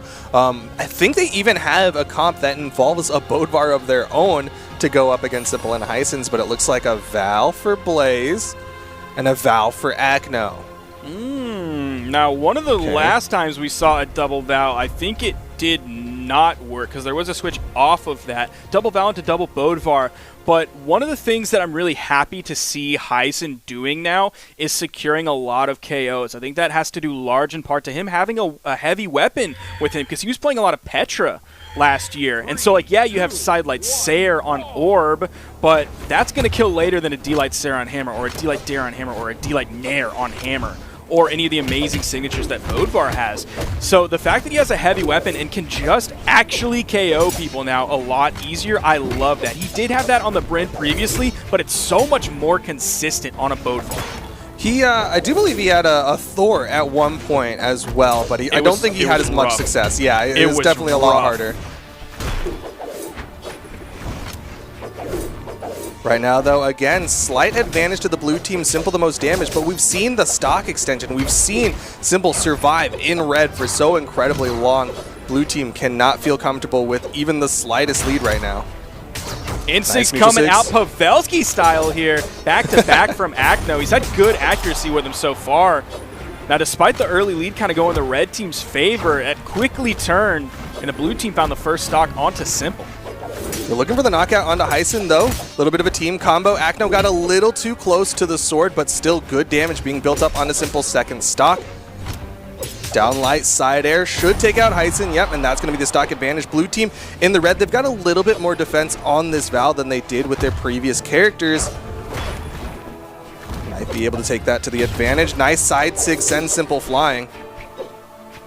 Simple and Heisen kind of in a tough spot here. They're going to get the double KO, which is a great stock evener, but that's not a health evener. Look at where Simple is. He's like 1 or 2 hits away from turning red, which, I mean, you saw the signature usage so far. It's been very effective, so they could get that KO right as he starts to go into that red. See him floating a lot. The Gauntlet Nair puts him further into orange. Another Nair further into orange. The sidelight, friendly fire from Heisen turned him red, and he's gone. Completely worth. Nice side air from Acno, looking for more side airs. Heisen playing just underneath those side airs, was able to get back to the wall safely without getting caught. He's able to extend this stock just a little bit, but there is a single stock advantage to the blue team. I think if Acno went for a ground pound there instead of the side air, I think he would have had the kill there. That would have been absolutely awful for the red team. Yo, nice KO. That's an orange KO. Heisen's Red off team? stage. Yep, it's good. It's very good. He's doing so well in these offstage engagements. Now the stock count is evened up. Acno healthier than Simple. Blaze gets launched on the right side. Simple gonna back off, just putting that threat out there. Simple definitely not a second stock legend in this game. But Acno is actually about to meet him where he is. A few more hits on Acno. He's going to turn red. That side air is going to take out Blaze. 3 stocks to 2, but Simple has to be careful. Oh, man, I can't believe that didn't hit. That would have been massive. That covered the corner too. Just got caught on the timing side air. Not even enough. Heisen. Okay, the down air finally finishes it off. Simple can't die here. Oh, no, he died. Oh, no. The string extension from Blaze there to get the KO. Yeah, caught the dodge read with the second sidelight before Heisen could even respawn, and now it's left to Heisen in the 1v2. Acno likely the target, which is why he's playing a little bit further back. Slightly more damage than Blaze, but Heisen going to be playing this wall game. Uh-oh. Oh, has Acno in the orange. This is going to be so tough. Because Blaze is going to take the lead here. You're seeing all those D-lights coming over the corner. Heisen doing a great job so far. Acno playing very reserved here. Heisen has not been touched for at least 15 seconds. There's the first tap, just a side air. Meanwhile, Heisen's able to put out so much more damage. Spot dodges through and a nice turnaround from Heisen. Acno isn't even joining the fight. You see how far back he's playing, but the ground pound, Heisen's in trouble. Side air. Big threat from Blaze. Could close this out, but he misses the ground pound. Acno with the rotate. Can't quite get it. Gravity cancel sidelight. Heisen still off stage. He's surviving, but the ground pound will take game number 3 in what was a little bit more of a nail-biter than you would have expected for a 2v1. Once that edge guard that ended the game started on the right side, Blaze and Acno were in such a powerful position the entire time. I can't believe Heisen was able to go around that, but also that rotation, you saw how far back Acno was playing. His ability to move down and hit that dare onto Heisen when Heisen ended up hitting the unarmed dare onto Blaze, that was huge. That was possibly a game-defining moment. Heisen might have been able to take the 1v2 if that dare from Acno didn't happen. Yeah, that's one of the nice things about Val being one of the higher movement speed legends in the game. Base 7, going to be going down to 6 because they want a little bit more force for these 2v2s. But still, coming in with quite a bit of movement speed means that you can make those longer rotations. It's one of the reasons why you'll see Hattori get played a lot, and also Bryn, fantastic with the high movement speed. So that game was very important, not just because it's a dub for the blue team, not also that it proves that the double Val is a good pick for them here against Simple and Heisen, but that was a Game 3 situation where they were down 2 games. Simple coming out big. Look at Blaze's health. How much time is in the game? That was like a 10-second orange, not even just the beginning of orange, like the latter part of orange. Blaze has not been able to play Brawlhalla for the last 20 seconds. He finally comes in, hits a side air, and he's starting to put some damage out, but yeah, he is hurting right now. He was straight up watching a Batman Beyond fight where Batman Beyond ends up just getting his entire body destroyed in the first parts of the fight before he hits that comeback mode. Ooh, but a nice follow-up from Simple. Gonna launch Acno. Blaze currently on the second stock already. Red team looking fantastic here in game number 4. Side air from Simple is going to split up the blue team big. Red team kind of split as well. Simple was just acting as a wall there, keeping Acno from rotating over to his teammate. Simple wasn't putting out that much pressure, but he was just dashing back and forth to make sure Blaze had to come through, or Acno had to come through him first. Goes for the double neutral signature, misses both of them, and gets punished from behind, throwing out quite a few signatures. Blue team wants these stocks, but Heisen with a jumping scoop up is going to put Acno down to the second stock. Simple's in the red, Heisen's in the red, Blaze also in the red. They do find a KO, bringing themselves back into this. We could see Heisen losing the stock very quickly, and the blue team needs to find something. Red team just completely controlling center stage. Stomp, side air. Acno comes in underneath, hits the side light, but it's not even enough, and Heisen still sitting on that first stock, finally gets taken out by the ground pound. Acno needs this edge guard, but Simple already above it and out of there. A little bit of chaos right as Heisen spawns back in. He's able to backdash and grab the weapon, so he's not disarmed for too long. Didn't take really any damage in the process. Look how far that dare sent him. Oh, yo! He went for the D-Light D-Sig, but it was the Nair from Heisen that connected before the D-Sig hit. Yeah, meanwhile, Blaze starting to find a lot of momentum on these gauntlets, but is it a little too late as Acno deep red could get taken out soon. Both red team members in the orange on their second stocks, and Acno disarms himself with a weapon toss. Red team looking for the knockout, does find it with the recovery, and Blaze has to play so safely here, has to play smartly around these double swords of the red team. They were really hunting for that KO, and I think Blaze was kind of going over the mental gymnastics in his brain, going, well, do I push here? Do I put pressure on him on my last stock? I don't really know what to do here. Yeah, that's a tough call, and unfortunately, the red team did take advantage of that thinking time. You're seeing them already start to juggle up on Acno, and Acno again disarms himself with these weapon tosses. Nice recovery, still not enough. Second recovery, still not enough. Goes for a third one, doesn't even connect. The red team is finding the extensions. Oh! That was great. Oh, he's done. He is so done getting hit by a hammer ground pound that low. And it's all left to Blaze. 1v2 team combo goes immediately into the down sig, and Heisen and Simple put another one on the belt. That's going to be a 4th set win over Blaze and Acno, and now Blaze and Acno have to make the lower bracket run. Now, that's not the exact little quick 2v2 combo I was talking about in the pre-show earlier, but it still has the same ending of the GC down signature on sword. That is such a game-changing signature. You hit him up there, it has a ton of force on it. It's going to spike at that 45-degree angle down. You hit that in orange, you put yourself in a massive power position for the edge guard if you don't actually force the KO by sending them into the blast. Yeah, it's really, really good for just putting the opponents off stage very quickly and putting out a lot of damage. Of course, I think if it was a North American team, you would have seen something like a gravity cancel downlight dare afterwards, and then maybe like some crazy stuff with a hammer scoop where they try to go for a lot of extra damage to potentially knock out. But I love just the clean, simple play from Heisen and Simple to just go, okay, we got the damage, we got them off stage, we'll go for some weapon tosses, we'll have complete control of the stage, we don't have to do anything too crazy, and that's what earned them the grand final spot, guaranteed top 2 finish. And now we go down to the losers bracket to catch up with Zyder, 720 Polyshot, the Ninja 729, and Pavelski. Now, just looking at this lineup early on, I got to give it to Ninja and Pavelski. They're a very strong team going into this. The seeds are going to favor them. The experience is going to favor them over Polyshot and Zyder. But that Becky Lynch.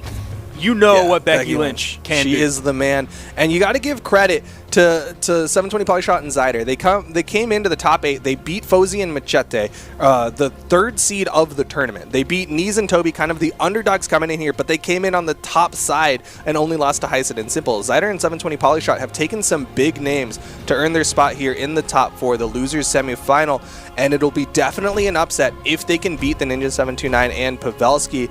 And they're, of course, going to be trying as we get right on into game number 1 on Shipwreck Falls between 720 Polyshot, Zyder, and the Ninja 729 and Pavelski. All these character picks are looking good going into this. Now, on this is Surrey. I believe he was just default stance. I know he wasn't strength. Of course, he wasn't dexterity, and I don't think he was defense either. Each team is going to grab one weapon. The 3rd spawn is going to go to Pavelski. He's going to start out with gauntlets. 4th spawn goes to Zyder, so everyone has a weapon early on into this game. Seeing a lot of cannon hits coming out from the Ninja 729. Trying to keep this pressure going on 720 Polyshot, but he gets that turnaround. Side sig not going to connect on to Polyshot. That was very close. That side signature would have been huge. I think Pavelski saw when that gravity cancel neutral signature came out that the dodge was burned, and he wanted to press that as hard as he could. Oh my gosh!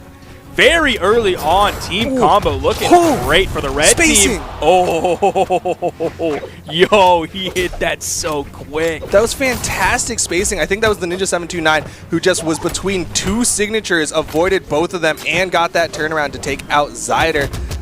A little bit of a lead for the blue team, but everybody in the red might see more bodies flying shortly. D-Light recovery from Polyshot. We are on Shipwreck, so it might take a little bit more juice before that KO comes out. That's where Zyder playing Becky Lynch is going to come in handy here. When someone turns red, you can actually get those KOs straight away. There's that scoop up, able to get that knockout. Throws out the cannonball. That's a very common tactic for Sidras and specifically the Ninja 729. When he's on the corner, just throw out the cannonball. But nice punish from Zyder and Pavelski. Just going to wait it out, wait for the teammate to respawn. Doesn't want to risk the 1v2 team combos. And that was a really good spot to do that cannonball because he had to burn the dodge anyway to not get hit by the weapon toss. So you might as well throw out that neutral signature, which is going to put a hitbox between you and a possible oncoming opponent. Really good work from the blue team. Zyder now down to the final stock, got taken out by the sword from Pavelski. Weapon tosses on both sides. More cannonballs coming out from the Ninja 729. And no weapon spawns in favor of Pavelski just yet. Finally picks up the gauntlets.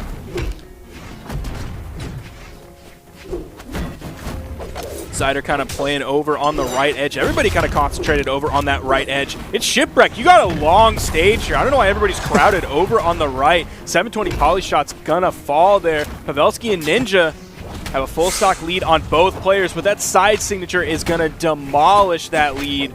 Now it's only a 3-stock lead. Ninja could be finding the... Oh no! That almost hit, but Ninja got away from it. Team combo. Cleaned it up with the recovery. Oh, this is bad. That got hit in orange. He's gone. He's gone. Pavelski out of there. The team combo, including the Katars of 720 Polyshot. Uncommon team combos coming out from the red team. And now the Ninja 729 has to 1v2. Zyder doesn't have a weapon, though, so has the opportunity, but Zyder does pick up a hammer. Ninja's just kind of playing the zoning game. Even when nobody's around him, he's just throwing out those hitboxes. Like, there's a ship in the background. He's got a cannon in his hands. Just put out the cannonballs. Just put some hitboxes out there. And he's getting these hits slowly but surely. One more nair, and we might see Zyder out of here, and it's going to just be a clean 1v1. That's why Zyder's going to play further back again. The cannonballs from the Ninja 729. Now, he needs to be careful about where he just did that gravity cancel neutral sig. Like, we praised it earlier because he had to burn the dodge anyway, but just like burning the dodge to burn the dodge to throw out the neutral signature on the edge, that is a very scary position to put yourself in when you're fighting the 1v2. He is doing some work here, though. No major KO moves have come out from the red team. Hasn't really gotten caught any combos. That recovery, man. Katars Tar Main's crying after that, but the big side air to finish it up, that was very close. Yeah, it was looking pretty good for the blue team, but once that team combo hit, it was all over. Pavelski lost the stock, and it was just the Ninja 729 doing the 1v2. Of course, if we saw the cannon there hit, maybe we could have seen the 1v1, but really well done from the red team to just play it smartly, have Zyder sit back, and 720 Polyshot whittle away at the Ninja 729. He is going to the defense stance on this Sidra. Now, I think Zyder's going into Dex stance. Yeah, that makes sense. On Four Dex for Hammer is like sometimes considered the minimum because you get the extra 1 frame off of a lot of stuff. Okay. I'm not a filthy hitbox, so sometimes those details escape me. Yeah, you know, it doesn't change the stop hitbox, so you might not know that one. I'm a high Dex king, not a low Dex meathead. Who needs Dex when you're hitting the opponent? Nice weapon toss from 720 Polyshot to lock up both blue team members for that neutralite. Just a little bit of extra damage. And the side sig weapon toss from the Ninja 729 does deny the ground pound, but Pavelski already out, and the Ninja 729. Oh! He got back? Where are you going? I can't believe Ninja got back after that. The weapon toss that he did over on the right side to keep himself safe from the ground pound from Zyder, that was great from him. But also that ground pound from Zyder was really well placed, just didn't quite have the timing on it. Ninja was just there to react a little bit earlier. That was so great. I honestly, I thought the Ninja was dead, so I just stopped looking at him and was looking at everyone else. Yeah, I did too. Ended up finding a hit, chase dodging up. He is going to get taken out now, so the stock advantage is in favor of this red team, and Pavelski does pick up the sword on the left side. We thought Ninja was knocked out, but he said, no, sir, time in. I am not seeing enough movement, and made his way back to the stage. It's like those dodgeball games where, like, you got hit by the ball, but as you're walking off the field, you catch another ball, and you're like, that means I'm tagged in, right? For all my dodgeball refs out there, let us know on Twitter, hashtag BH Esports, if that is chill or not. You can put my hat in the ring and say, no, it is not chill. That does not count. You just give him a look like, come on, I caught the ball. Stock advantage to the blue team, though. Again, Pavelski does get taken out pretty quickly. I love the play from Zyder there. Had the sidelight and then immediately started chase dodging. Get out of there, change up that positioning. The chase dodge down from 720 almost caught Pavelski, but Pavelski was able to avoid it. I'm like actually a little bit shocked that Pavelski didn't somehow read that and throw out like a GCD light or something crazy that 99% of the time would not work. Yo, but what does work is those down sigs on that corner. 720 Polyshot gonna give his team that stock advantage, and Zyder's not even in the red, so they can't go for the clean knockout onto Zyder for the 1v2s. Pavelski almost grabbed that stock with the D-Light recovery. It was on the soft platform, but still not enough. Ninja's there to finish that one up, even up the stocks across the board. And if you average the health, it's about the same as well. Yeah, this is looking pretty close. Again, usually you want both of your and your teammates' health to be closer and the opponents to be further away because it gives you that opportunity for the 1v2s. But big side sig coming out from Zyder, and Pavelski's in trouble on the left side. Red team taking full advantage of Pavelski coming back, and it's the stomp side air again, 1v2 for the Ninja 729. And you're seeing Polyshot really start to pull out those side signatures on the Asuri sword there towards the end. Like turned one around, trying to read maybe a dodge through or dodge away. Zyder's going to clean that one up. That's going to give them now a 2-0 lead on Ninja and Pavelski, something I would not have expected. Yeah, we were saying at the start of this set that it would have been an upset if Zyder and 720 Polyshot won this out, and now it's looking like it would be an upset if Pavelski and the Ninja 729 won this out. Pavelski going to make the swap over to the Thor, going to try to reverse 3-0 with the high defense Thor. Bear in mind that one of the previous sets that we watched was Acno and Blaze versus Ninja and Pavelski, and in that one, Ninja and Pavelski went up 2-0 early on. Now they're down 0-2 in this set. Yeah, that's big. He's going for the Thor pick. I don't really know how I feel about his Thor. I think I'm kind of middle of the road on that as well. I like his Taros more than his Thor. And I think it's more because of the orb. I really like his axe on Taros. That's the thing. Like his hammer's fine. I'm cool with the hammer, but it's his axe that I'm more of a fan of. Yeah, I do really like the Taros for Pavelski. I think I kind of understand why he's going to the Thor over that, is because he has been getting taken out very quickly. It's one of the big issues that's been happening in these previous games, is that Pavelski's just been kind of getting taken out at orange. And so going in with the Thor, going to be having a little bit more defense, even goes into the defense stance to go for that 8 defense. He's really just trying to survive, be present, so he's not leaving the Ninja 729 in that 1v2. But the kind of other side of that is that if he's not able to make those rotations, if he's not able to add that extra damage, then there's not a lot of reason to switch over to this Thor as opposed to the Val, which had the higher movement speed to be present. And also comparing it to the Taros, I mean, even though it doesn't have quite the astonishing strength stat, still has SIGs that hit very hard, still has the hammer that's always going to hit hard, still has the orb that has consistent damage that you can rely on. So we'll see it early on going into this, taking like 3-4 hits from 720 Polyshot. Hasn't found an answer hit yet. He's trying to find his way in, and he's not finding it. Already orange. He's throwing out like 1 or 2 moves, and all of them have missed so far. Yeah, Pavelski just getting chopped up by these blades from 720 Polyshot. Going to make the swap over to the hammer, likely the weapon that he was looking for when he made this switch over to the Thor. Anyways, as the dares coming out from the Ninja 729 on the left side, 720 Polyshot with the guitar string into the down sig to take out Pavelski's first stock. He straight up put out so much damage on Pavelski so quickly. That was like a 40-second, maybe a little bit less than that stock, and almost all of that damage seemed to come from 720 Polyshot's guitars. And that was like an immediate wake up from 720 Polyshot as well. Like he had gotten caught by the Ninja 729 and just immediately turned around, got downlight dare down sig onto Pavelski.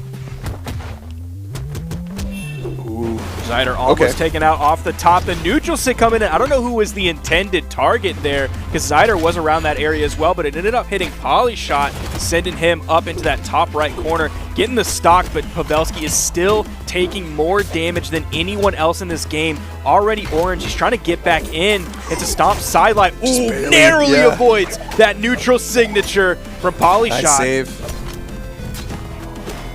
Yo, that reaches? Yep, that neutral sig does swing. I hate this map.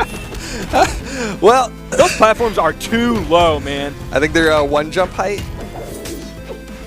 It's so tough to play against people who can reach those platforms from the ground, man. I do not know how to deal with it. You just gotta recognize the situation. But situation here in game number 3 is that the stocks are even, the damage fairly close, but the Ninja 729 taking a little bit more damage than his counterpart in Zyder. Side sig, side sig, side sig. He's in so many of those. I love the animation for that here. It's so much better than just like, okay, all right, chill. Oh, great capitalization. Oh, no, that leads to a KO. I love the effects on that side signature though, because like the Nash one is cool. But when you just straight up duff someone with a big green fist over and over, it's almost humiliating. It feels so good. It feels like it hits harder just because it's a giant fist. There it is, connecting. Pavelski's out of there. Dude. He can't keep getting away with this. This is tournament stock here. If the Ninja 729 does not clutch up here, win the 1v2, win the 1v1, then that is going to be Zyder and Polyshot winning it out in game 3. No weapon spawn. Zyder with the denial. Do we have pause champs in this chat? Pause champs? I want to see pause champs in chat. Ooh, okay. Neutralite into stand perfectly still. Fake the DC. I love the strat. We have seen Ninja clutch 1v2s and an even better position with a 1v1 here. Oh, weapon toss! Oh my god! The Ninja 729 brought it back to keep the hope alive for Pavelski and the Ninja 729. And he was really the only person keeping that health or that dream alive, putting out like mid 600 damage compared to like mid 300 from Pavelski. Hopefully we see a swap off of that Thor. And those are the things that like Ninja is really good at doing, that he can do in 1v1 that we really don't ever see him do in 2v2, because you just don't have that you don't have the runway control of the stage. You don't have that freedom to do it because you have like 3 other players throwing out hitboxes at all times during the game. And we are seeing the character swap from Pavelski. That's, I mean, if you look at the damage numbers at the end of the last game, that was what I was nervous about when he swapped over to the Thor. He just historically does not put out as much damage when he's on that Thor. Meanwhile, he was still getting knocked out before his teammates, so it wasn't like he was surviving extra long to warrant that Thor pick. And here we are in game number 4, able to put out the damage with the Gauntlet. Zyder with a nice pickup on the downlight, but immediately the Ninja 729 just breaking it all up. Got to avoid those side 6 though. I think Pavelski's already done more damage this game than he did the last game. He started out with a D-Light Nair Dare. Great. Oh, neutral signature as well. Coming out and hitting Polyshot. Nice. Has Zyder over on the edge. More. Easy ground pound. Is there a weapon toss? No, he's going to follow it up with a ground pound. Grabbing the KO. Off the weapon toss from his teammate Pavelski with the reaction. Didn't quite lead to a knockout. There it is. Yeah, his gauntlets are looking great today. Way better than they did yesterday on the stream. You know, maybe that's the Thor was a palate cleanser. It's the crackers between wine. Okay, that's fine. He had to almost throw a game for the palate cleanser, but okay. He relied on the ninja for it while he was over there eating crackers with a dry mouth. But okay. Yeah, exactly. He's like, oh, just hold the bill for a little bit. I got to get a palate cleanser, then I'll come back. Get some more in me. But the Ninja 729 still holding on to that first stock here. Trying to put out some more damage. You are seeing on the left side, Pavelski getting some good damage built up on 720. Polyshot. Zyder does finally get the knockout on the Ninja 729, so the stock count is going to be evened up. I was really looking forward to Pavelski's sword this game, but like he hasn't even touched it yet. And I'm not mad at him at all. Oh, his gauntlets. Gauntlets are looking great. I can't wait to see 720 Polyshot in ones, though. If he plays the Asuri, I am really looking forward to that tomorrow. Yeah, I mean, this is all a precursor to tomorrow's 1v1s as well. And like you're saying, 720 Polyshot is looking out of his... What? Excuse me? What?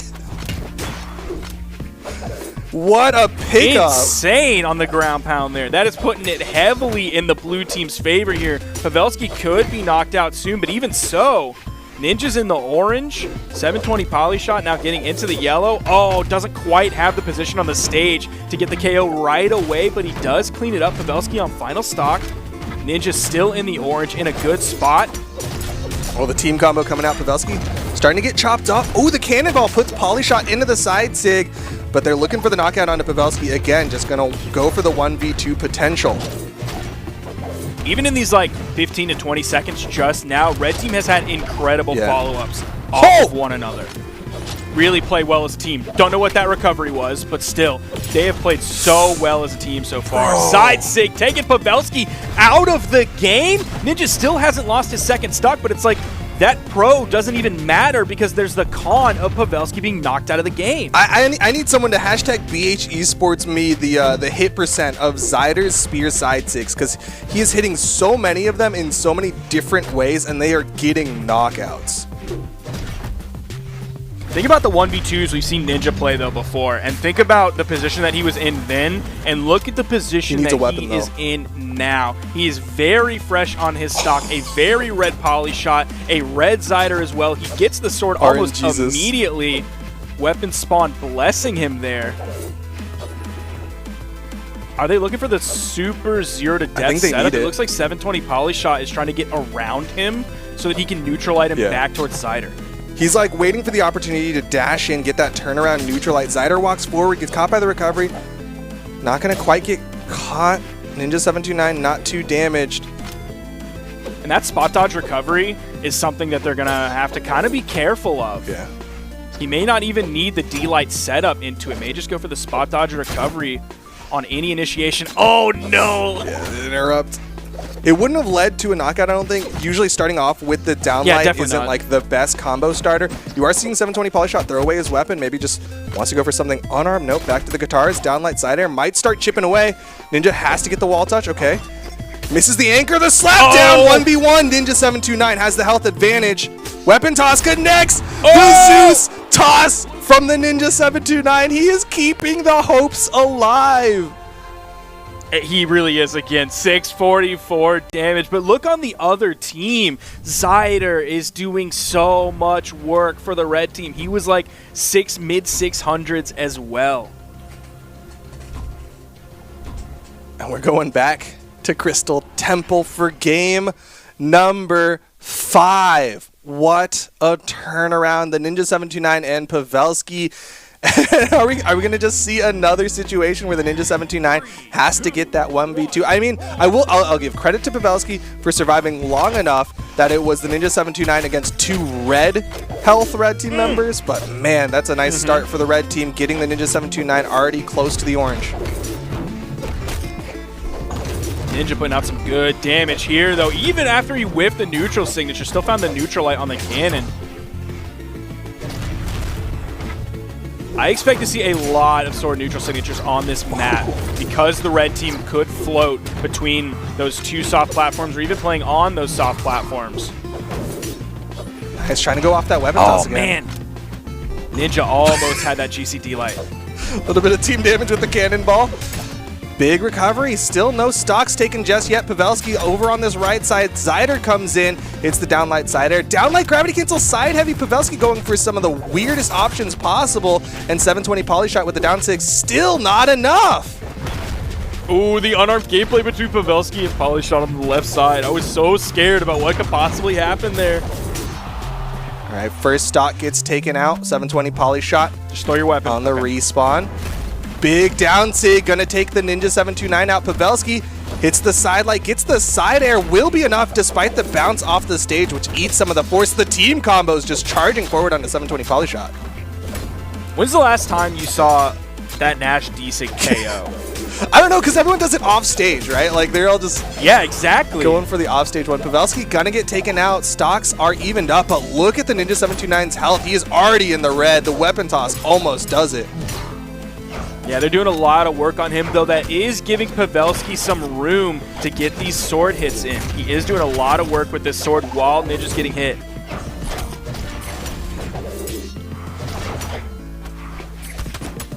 Ooh, sidelight goes underneath the cannon toss. Oh, the double!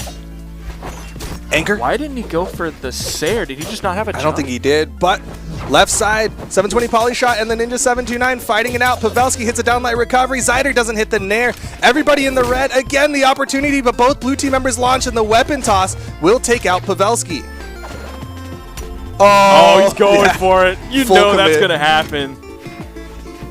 You just hear the helicopter blades getting closer and closer, knowing that's the end. Did find the KO there. Got the shutdown, meaning Zyder has picked up 3 KOs of the 4 so far. 720 Polyshot, though, still holding down the stock count for this red team. Oh, and the Ninja getting caught. Nice weapon toss to interrupt the follow-up from Zyder.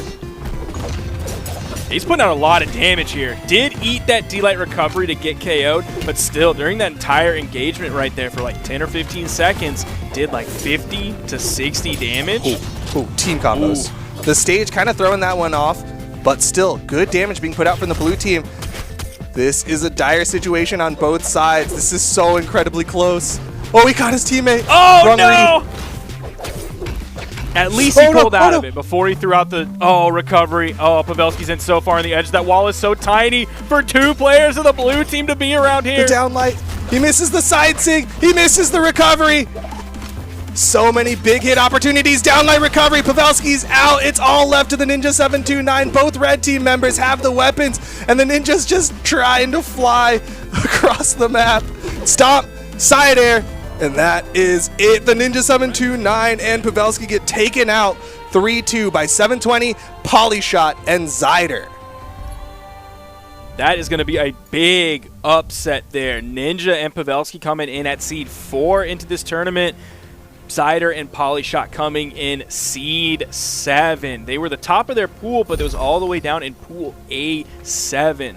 Look at the damage difference. You see the red team splitting it. Even though Zyder picked up 5 KOs, it's 564 damage and 555 damage. Great split right down the middle. On the other side, Pavelski was the one to actually really step it up this game in terms of the damage department, and he had to. Ninja was getting hit so early, so often through the early and mid game but then that gave Pavelski the room to run. Man. They really changed up the strat, right? Like, it was, for the most part, go after Pavelski, then they switched it at the very end to go after the Ninja 729, but they don't have time to think about their strat too long, as they are now going in to the losers final against Acno and Blaze, the current EU World Champions, and they're going right on into the match. It's going to be Zyder over to the mascot Nash, alongside 720 Polyshots Asuri, versus the Bodvar and Olgrim combo coming out from Acno and Blaze. Might be warming up this team for their potential grand final match against Heisen and Simple. Now, whenever Zyder hits a side sig on the spear here, look how less impactful it is compared to Becky Lynch's giant fist. You can get Becky Lynch in the Brawlhalla, alongside a whole lot of other things you can find in the Brawlhalla. But right now, 720 Polyshot finding the Katars, the downlights, all sorts of damage. Left side, Acno with the weapon toss, gonna get the first stock. Haven't even seen a side sig come out from the mascot Nash. Acno and Blaze starting this one out very solid. It hasn't necessarily been the most explosive, which that's not something you can always rely on. It's been consistent, and that's something you can rely on from them. Just absolute outplaying from both Acno and Blaze. Nice recovery follow-up from Acno. They're just finding consistent damage, building it up. Gravity cancel down sig to take out Zyder's on his last stock. Nobody else has fallen. And now 720 Polyshot going to join him in the have lost a stock club. Yeah, they saw the big numbers Zyder was doing, the big KOs that Zyder was picking up, and they're saying, you just don't get to play. You're going to watch like a 4-minute cutscene. That's all you get to do. There's maybe a quick time event, 1 or 2 in there for you to press some buttons to feel like you're a part of the action. But other than that, you're watching a cutscene. Yeah, the shift prompt comes up on the screen real quick. But red team able to get this a little bit closer, taking Acno and Blaze down to their second stocks. Only a 1 stock difference between the two as the team combo onto both of them. But Zyder was expecting them to bounce down low, but the soft platform interrupted.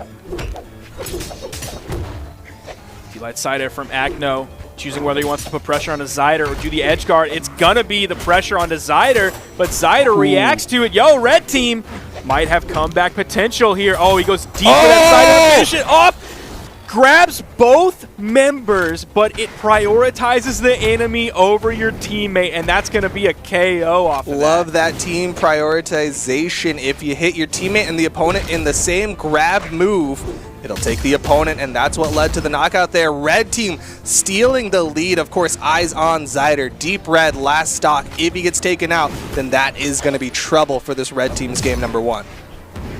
If you play a character that has something like that, it do be feeling so good every time it happens. It do be feeling so good. The scoop up from Acno, still not enough to take out Zyder. Goes for the weapon toss.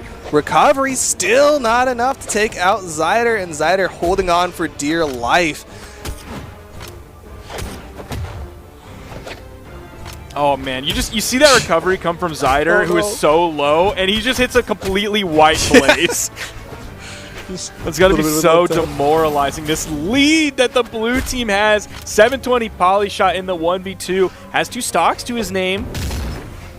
Yeah, by all accounts, it was 2 stocks to 2, but of course, 720 Polyshot now down to final stock. Neither of the blue team members quite in that kill percent, that position where you can start targeting them, but even so, Acno, the slightly more damaged, will play a little bit further back behind Blaze. And you gotta pity 720 Polyshot here, because he's going into this 1v2 against the most incredible team, or one of the most incredible teams in EU, and he has to play Katars into this. He's gonna have to do so much work that is so like counter to the Katar play style.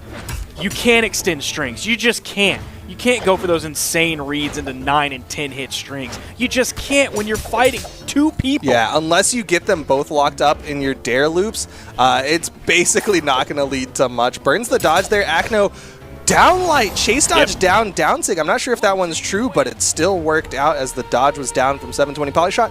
And game number 1 going to go in favor of Acno and Blaze. Not true, but you're right. It was because the dodge was gone. That the window there is just, it's the smallest window that you have ever seen. I don't know how small construction companies or whatever make windows, but it's so small. It's like a postage stamp. Like if your bedroom just had a postage stamp for a window, that's how big that window is. All right, so speaking of tiny windows, though, is it a smaller window or a bigger window than if you had just gone for downlight GC downsig? I think it's a slightly bigger window. That's what I was curious about. Although, because he probably hit it low, maybe couldn't have gone for that one, which is why he had to force the chase dodge down. That's very possible. Yeah. But here that's we go. some big brain stuff Yeah. in the moment that I can't think about. I can't analyze all those situations. It would take me a week to figure out the right choice there. I mean, I'm a smooth brain Taros main, so I don't know about what I would have done in that situation. But right now, game number 2, both blue team members taking a little bit more damage, and we're seeing Zyder, a complete reversal of the situation, sitting in there with the yellow health, not even close to getting knocked out. Early stock is going to go the way of the blue team, but you look at Zyder's health, and this is more of what we were seeing previously in the games that they were dominating in earlier. They have Acno and Blaze very deep in the red here. Blaze putting out like 4 hits onto the red team, putting out more, even some onto his own teammate. Zyder is going to grab that opportunistic recovery to get the KO off the top. Is he going to fall here? You're seeing the weapon tosses come out. Blaze now has a lance, goes for the side air, goes for the recovery. That's going to interrupt that one. Zyder was dipping down for the recovery, didn't get the first option, but he went for the second one and nailed it.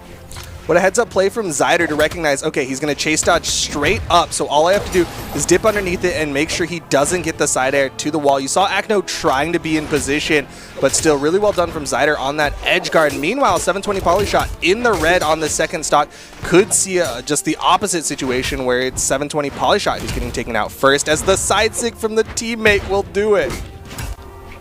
Now, I'm wondering if we just saw a really important weapon toss coming out from Acno. He was like right on the edge, and I can't remember which red team member was over on the wall. I think it was Zyder. But Acno was right on that corner, started queuing up the weapon toss, and ended up throwing it straight down. So it just like landed on the ground rather than anywhere away from him. I wonder if he did that to try and bait the dodge from Zyder that he could then capitalize on later. I don't know if I'm thinking too much into that. I mean, it's definitely a thing that will sometimes happen. Meanwhile, Zyder showing that Becky Lynch fist hitting the side sig onto Blaze to keep the stock count even. Acno with a dare to bring himself back to the stage and put some more damage out onto this red team. Ooh, Zyder was going for the read there. Oh, he actually went right down after that D-light, and there's a little bit of team damage there. Red team in the lead. Yeah, the TKOs on both sides.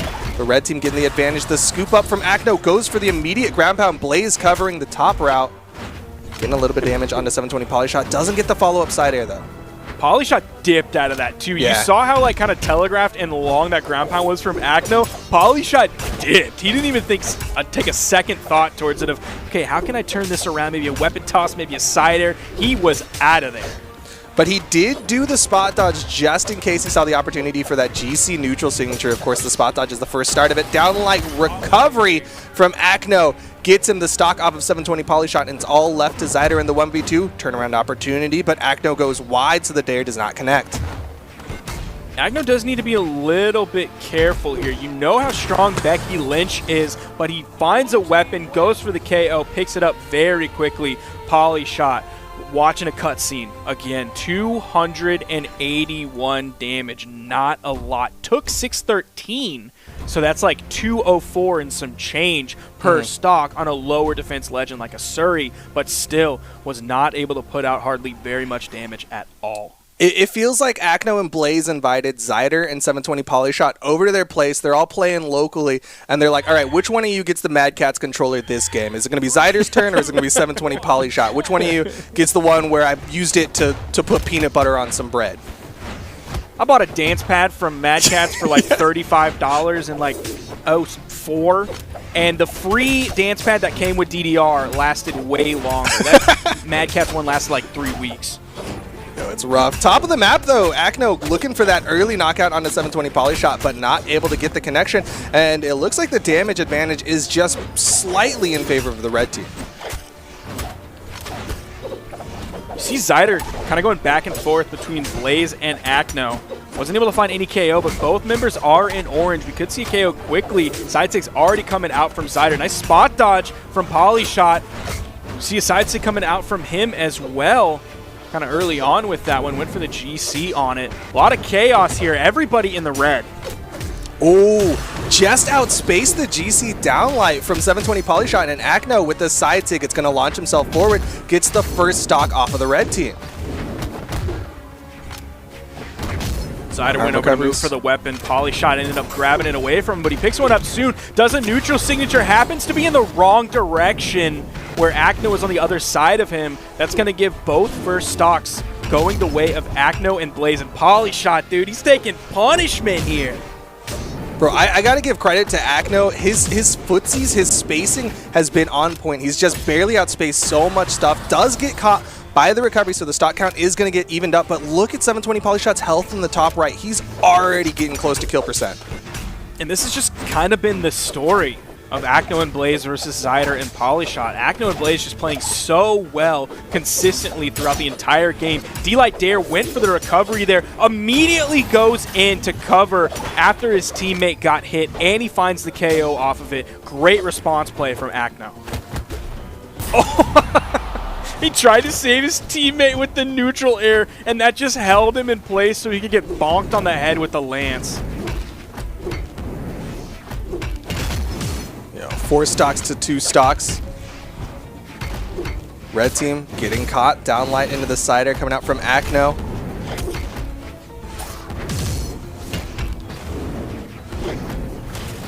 We're seeing a lot of big swings come out on all sides. Zyder really wants to get an early knockout here. You're seeing basically only signatures. Oh, the downlight from 720 Polyshot keeping Acno alive. That's gotta hurt. Does find the KO shortly after. Oh no. You gotta save him. You gotta save him. The recovery. He goes deep for it. Man, he had to go so deep for that. Polyshot could possibly be saving this game. They are significantly behind.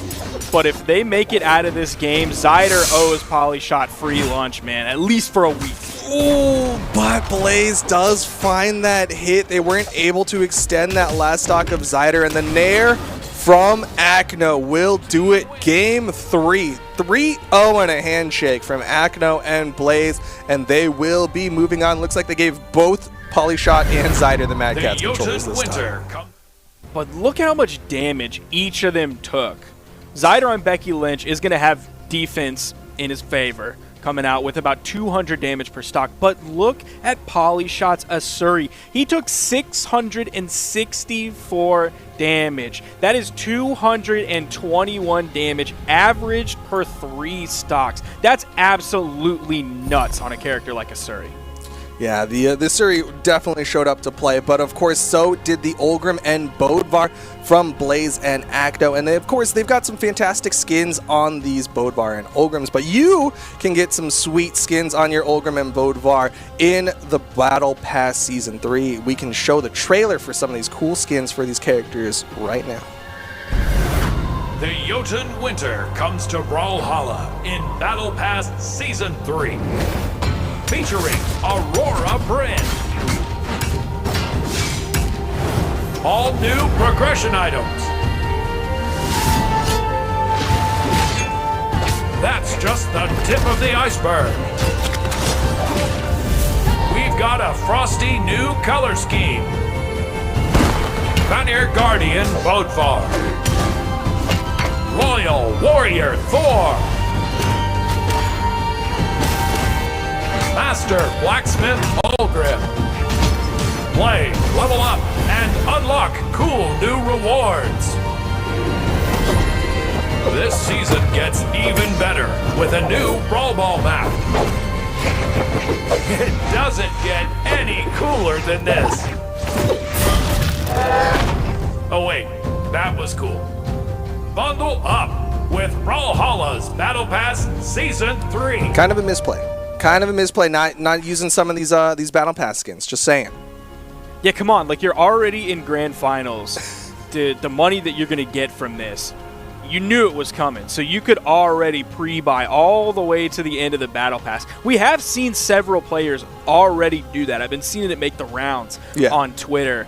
But we're in the Grand Finals, ladies and gentlemen, And it's a grand finals that I think most people probably would have predicted coming. That doesn't make it any less exciting, though. In fact, that might make it more exciting because this is a story that we've seen play out many times, and it's usually been one-sided. But I think this is as good of time as any for the narrative to change.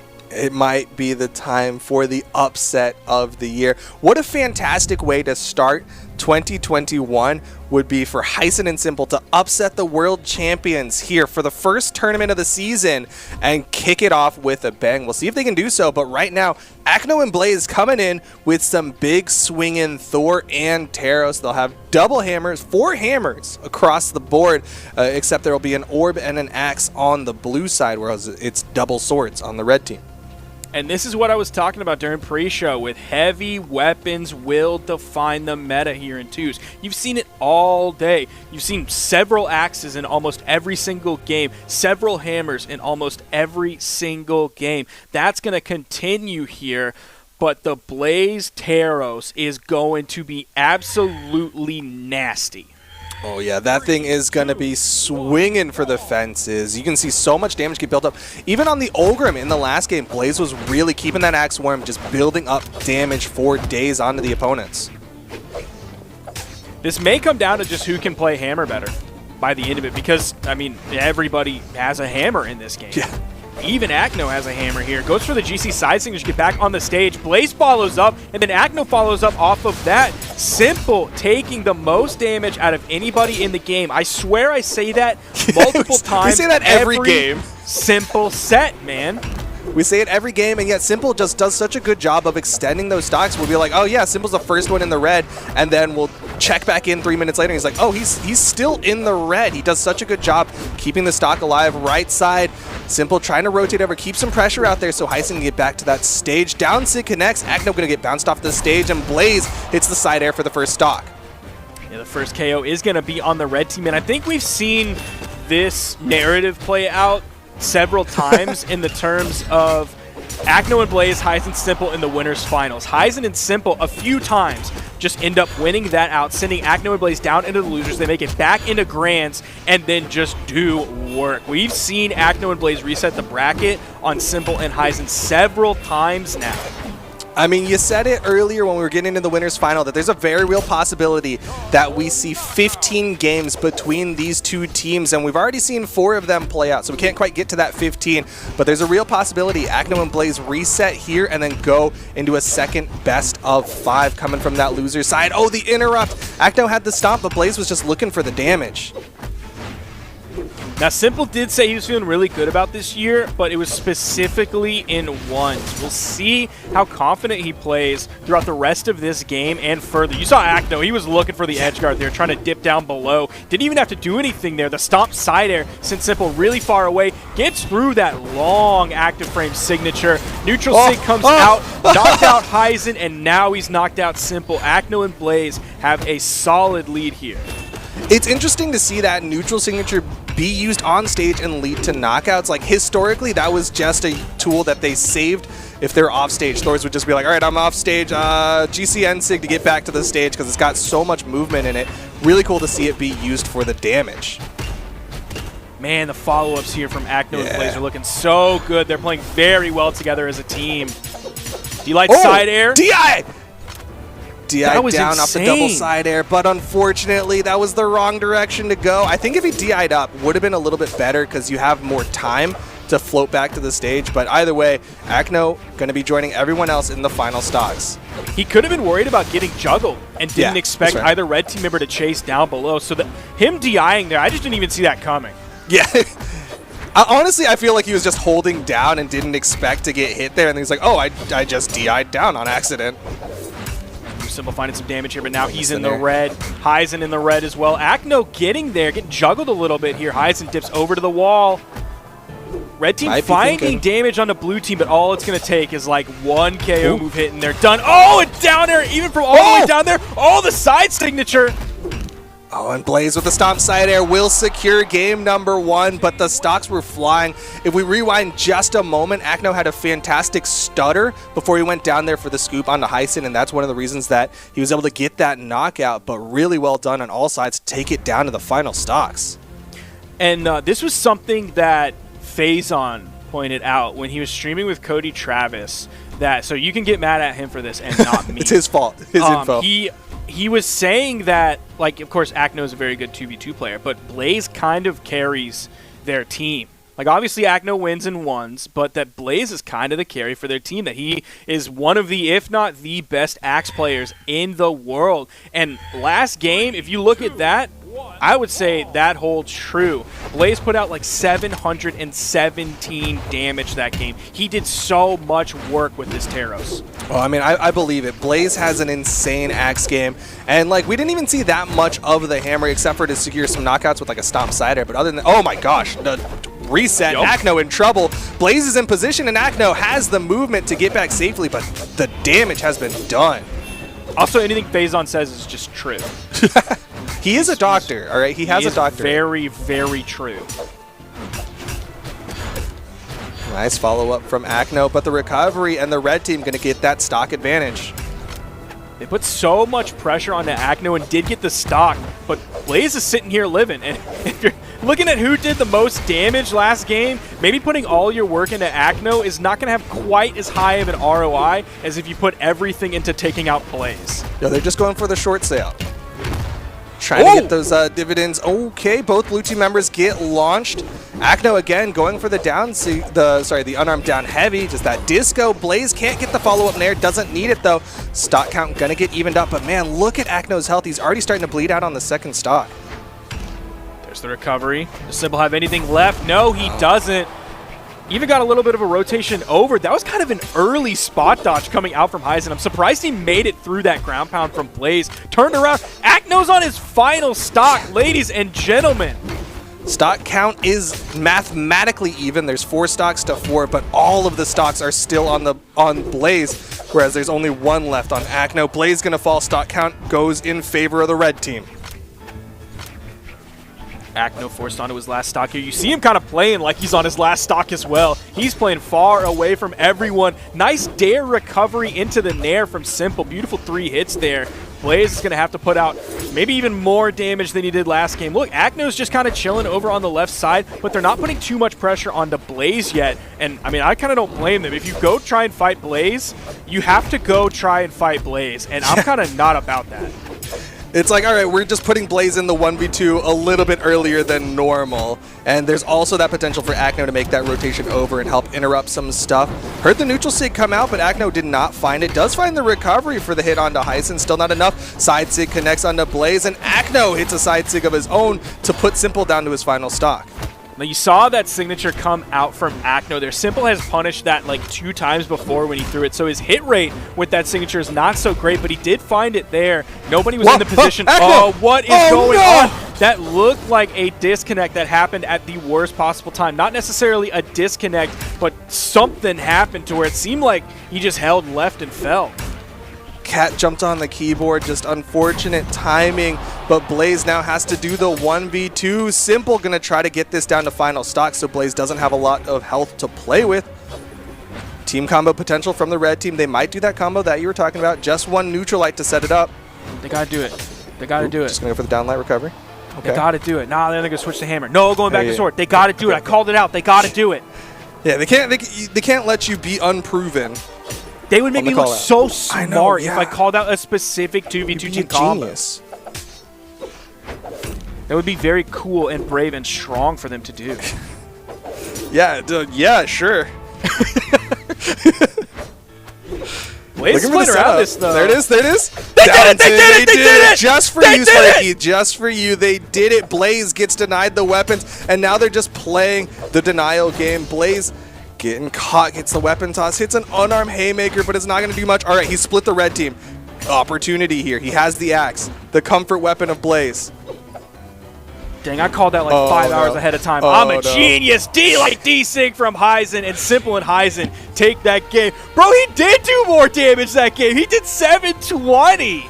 Well, he had more time to do more damage, but unfortunately was not enough damage to earn that Game 2 victory, and we are going to be going to Game 3. I do believe I see an Iron Legion Taros on Acno. It's the double Taros to go up against the double Bodvar. If someone out there can go back to the pre-show, get the clip of me calling that out, and then smash that right up against them just doing the combo, and tweet that to me at Who is Sparky, that would be great. Make sure you leave about a minute of Sparky begging for it to happen No. We don't need to put all of it, right? Just the relevant content. That's all you need. As long as you have the relevant context, that's really all you need. You don't have to do the whole thing. It's just wasting more of your time. But Acno swapping over to the Taros, I love to see it. A double Taros, absolutely every day I'm down for. Oh my god, it hits so hard. You're seeing the chunks go flying off of this red team. Heisen already out of there. Acno with the fadeaway side air, second side air. Simple gonna be joining him in the second stock club. It's just like there's no downside to it. Oh my god. Any like low stats that come out from playing Taros kind of don't matter. Oh my god! Acno is dominating! We're less than a minute into this one, and Acno has gotten 3 stocks off of this red team. The follow-ups are on point. So I'm thinking if you're red team here, you just kind of wash your hands of this and then move on to the next game. That's something that in Melee, Zane does really, really well. He doesn't tie his confidence to actually how he performs in the game. He finds self-worth beyond that, so a loss for Zane doesn't matter. I'm hoping that Simple and Heisen can do that here. All right, they finally get a stock off the blue team, denying the 6 stock, denying the 5 stock as well. But man, Taylor Swift's Shake It Off has got to be playing right now for Heisen and Simple because they have 1 stock to the 4, and this game 3 is looking like it's going to go the way of Acno and Blaze. Acno. I don't know if was he doing it again? Yeah, you saw him like wiggle at the end of it, like shaking out the fact that he was like just wandering to the other side of the map. Maybe he did it for the fans. Maybe he was like, gotcha. He did get me. he did. I probably looked so stupid. You could see my face. You looked so smart for a moment when you called out the team combo. Now you so much egg on your face. Ooh, nice spot dodge between the 2 hitboxes from the blue team. Simple, honestly, he's really trying here. It's not like he's just completely giving away the stock and it's like, all right, let's just go to game 4. But the stomp side air, Acno taking 5 of the 6 stocks off of the red team. And we are going to be going to game number 4. Heisen did 110 damage that game. He was a non-issue. He was taken out so quickly, removed from the game. Now I'm wondering, because Simple was playing that end game, that 1v2 well, but I don't know how much of that is because of Simple playing well or of Acno and Blaze literally not caring because they were so much in the lead. I mean, they definitely had a lot of room to just start goofing around a little bit, maybe walking off the stage. But here we are in game number 4. Acno and Blaze 1 game away from getting that reset, earning a second best of 5. Can the double Taros do it? As Heisen and Simple, all they have to do is win 2 more games, and they are going to be crowned the winter champions, dethroning Acno and Blaze and upsetting their win streak. Simple's doing a fantastic job going against Acno here. Acno is the one taking most damage in this game so far, where it was Simple before. So this 1 game adjustment, like, it might not extend throughout this entire game, but we're already seeing in the beginning of this the adjustment to the double Taros pick. Yeah, a nice just kind of mental shift for the red team to completely not get demoralized by that explosive start from the blue team in game number 3. Stompsider does pick up both red team members, no stocks just yet, and there's Blaze with the recovery at the top of the map. Heisen finds a side sig onto Acno, keeping this one close. Man, he got around that D-sig from Blaze too. That was great movement coming out from him. Simple, now back in the game, has a weapon spawn, but Heisen's going to take out Blaze. Lead is for Heisen and Simple here. Yeah, Heisen doing really good for the team, keeping the stock advantage, gets scooped up, but look at how healthy he is considering that scoop did not lead to a knockout. Ooh, Simple's put out a lot of work on Acno. Just turned him orange here. Simple has to play this carefully. Not too much pressure from the blue team. Heisen's going to respawn. Acno throws his weapon away, just barely scroinks it from out beneath Heisen. Heisen without a weapon here. There is a spawn on the field. Heisen moving over towards it. Scroinked again. The technical term, indeed, but Acno gets back into it. Nice follow-up from Blaze. Simple with the immediate downlight side air, and Blaze might have to start preparing for the 1v2. What a turnaround. The last game was so explosive for the blue team, and it's the red team in the lead for game number 4. I'm definitely not counting out blue yet, because look at what Blaze is doing to Simple right now. They've added up damage so quickly. That down air sent Heisen so far. Kind of worth. Yeah, that put some damage out onto his teammate as well. Pretty even going into this game. Red team's a little bit ahead. Like, Heisen's a little bit more damage, but Simple is significantly less damage than Acno is. Oh, Acno. Good dodge through. Heisen going to get taken out. I was so scared of Acno's hammer on the edge just now. Oh my goodness. Yeah, but this is still doable for the red team. Acno in the orange, already just running off the map again, and Blaze in the red, going to get caught by the teammate. Nice follow-up from Simple. Needs one more hit, but it's going to be a recovery, which means Acno has plenty of time to get back. Heisen with the recoveries. They want this knockout onto Acno. Blaze going to take advantage, go for some swings, but the recovery from Simple and the side air from Simple will give them the 2v1. If Blaze can win this 1v2, that will give them the reset here, and we will have more sets. History will repeat itself yet again. Heisen's going to juggle those weapons, denying them from Blaze. That one actually Blaze can get to in time. Spawns right near him, and he's able to grab that hammer. Yeah, so a little bit of a technical thing there is if your teammate's juggling the weapons, no weapons will spawn, which is one of the reasons why Heisen juggling there was so rough. You saw Blaze start to move forward, which is why Heisen was like, all right, I'm going to have to back off a little bit. I don't want to let you get a free hit because I'm just sitting here juggling weapons.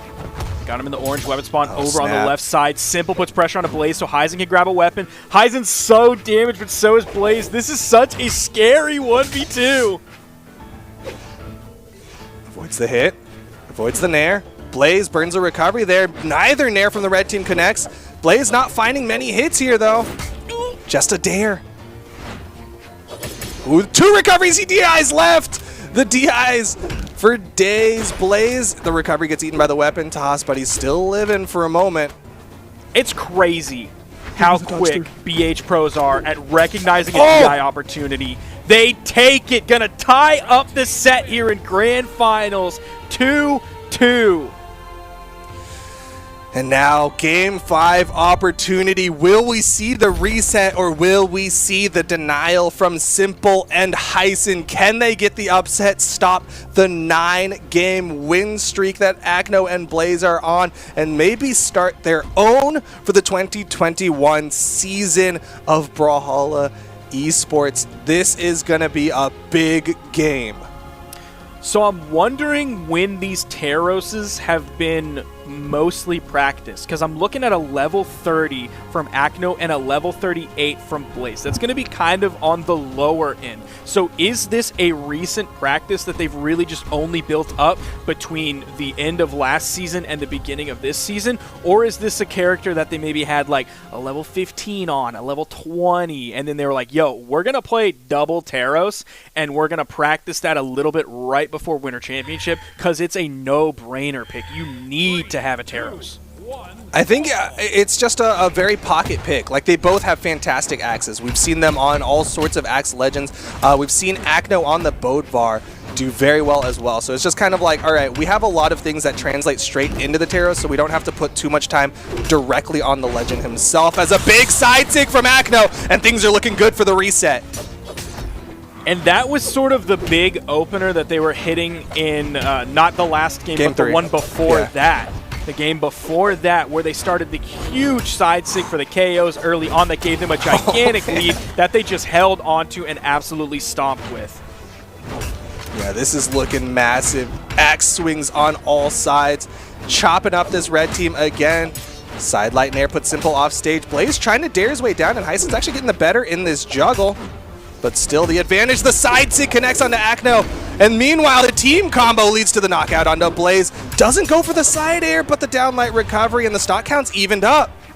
Even with the dodge, that neutral signature, that big bear came through with all those active frames. Heisen and Simple in the orange, so they're going to have to start doing some work and not get hit by either the hammer or the axe. Basically anything from Blaze and Acno. Get hit. You're seeing NSIGs come out, and you know, as a Terros player, anytime you hit that near the edge, even if they're yellow, there's a good chance you're getting a knockout. Yeah, definitely a lot of knockout opportunities. You see Acno throw out that gravity cancel side signature. Knows how much force can be behind that with how damaged these red team members are. Goes for gravity cancel. Down sig, Simple able to avoid it. Blaze with that rotate to help punish the punish attempt. I can't believe Simple was inside that D-Sig. He must have been so close to a hitbox there. Nice side air from Heisen. Nice side air from Blaze. Will put Heisen down to final stocks here. Oh, follow-up! Was almost massive, but the scoop up from Acno gives them just the tiniest lead. What's the team combo? Oh, this is bad. That's a lot of damage they just put out.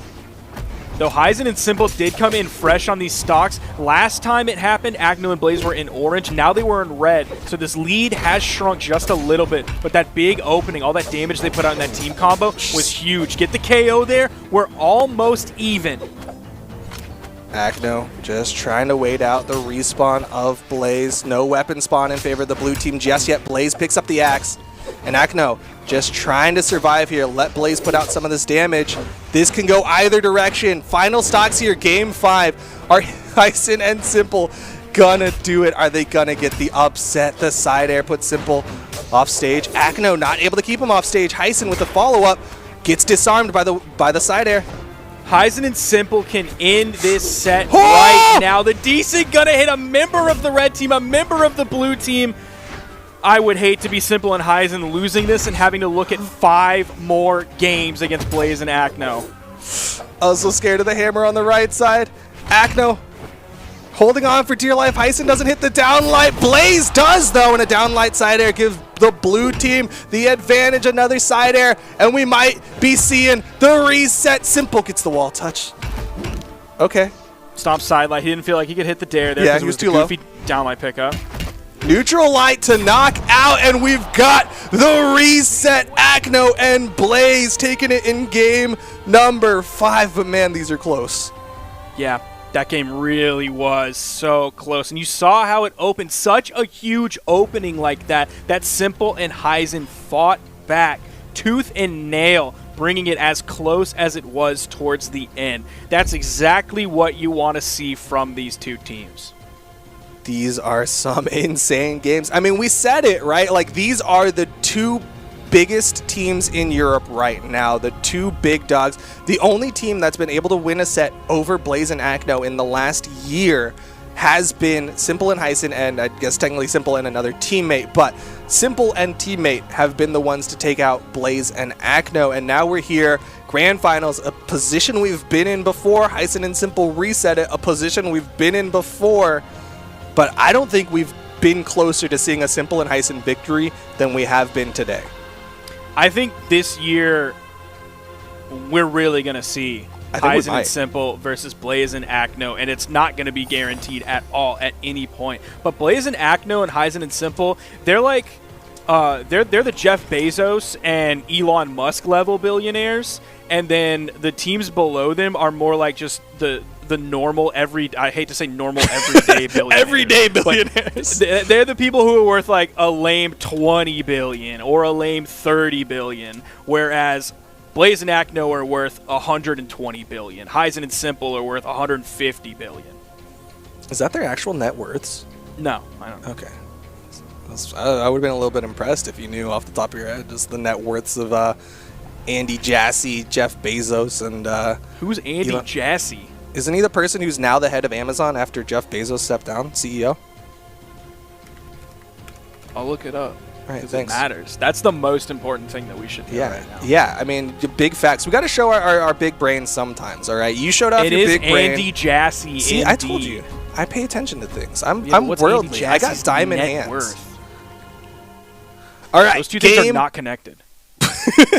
Andy Jassy's worth $440 million. Get out of here, broke. All right, well, hey, he's the... Okay, well, hold on. There's a lot to unpack there, but right now, game 1, reset, Acno Blaze, final set of the day. Who's going to be the European 2v2 world champion, or sorry, the winter champion? Will it be Acno and Blaze, the world champion team, or will it be Simple and Heisen, the team that's been biting at their heels? Watch out for that hammer side sig, man. I am so scared of that setting the pace for this game yet again. It hasn't happened so far, We have a more even spread early on. Ooh, oh, nice. yo, the D-Sig! Use that D-Sig more! Thank you, thank you, thank you! That is going to be such an early KO. What a game-changing moment there. What a great pickup. Acno was actually going for a gravity cancel downlight, trying to punish the dash in from Heisen, but Heisen had the read, had the down signature, and that led to the early knockout onto Acno. And Acno starting to swing for the fences already, throwing out some signatures on stage, wants a knockout, but Blaze is going to find the downlight side air. Yeah, it's like Acno felt how good hitting those side sigs before help. Now he's just throwing more of them out, except this time it was a side sig on Axe. And was it a neutral signature or a D signature? He didn't Axe neutral sig. Yeah, you're starting to see some more Axe neutral sigs come out from Acno. An interesting option there, especially because it's on stage. Big side sig from Simple. Red team looking pretty good here. What is going on this game? Oh, the weapon toss. It's crazy because you outlined two independent outcomes. It was like, oh, it could either be every game to game 5 or it swings hard back and forth. We're getting the best of both worlds here. We're having those tooth and nail, scratch and claw, everybody last hit red games, but we're also having massive swings where one team dominates. Yeah, it's pretty wild right now. Right now, Simple finally losing that first stock. Blaze hits the ground pound onto Heisen. Not enough. Weapon toss will deny the wall touch. You saw Simple make that rotate over, wanted to quickly be in position to maybe try to help Heisen. But now he's going to back off. 3 stocks to 3. This one's going to go down to the final stocks here, but the health advantage is in favor of the red team as the recoveries, double recovery from Heisen to take back the lead. And Heisen didn't try to press the 2v1 situation there because he was at a weapon disadvantage, so he just waited for the spawn to come into the right side so that he could grab that. 4 hammers on the board, but Simple is going to throw his away and not be able to pick it back up. Has a sword here, has Acno in the orange on last stock. Blaze a little bit more healthy than he is right now.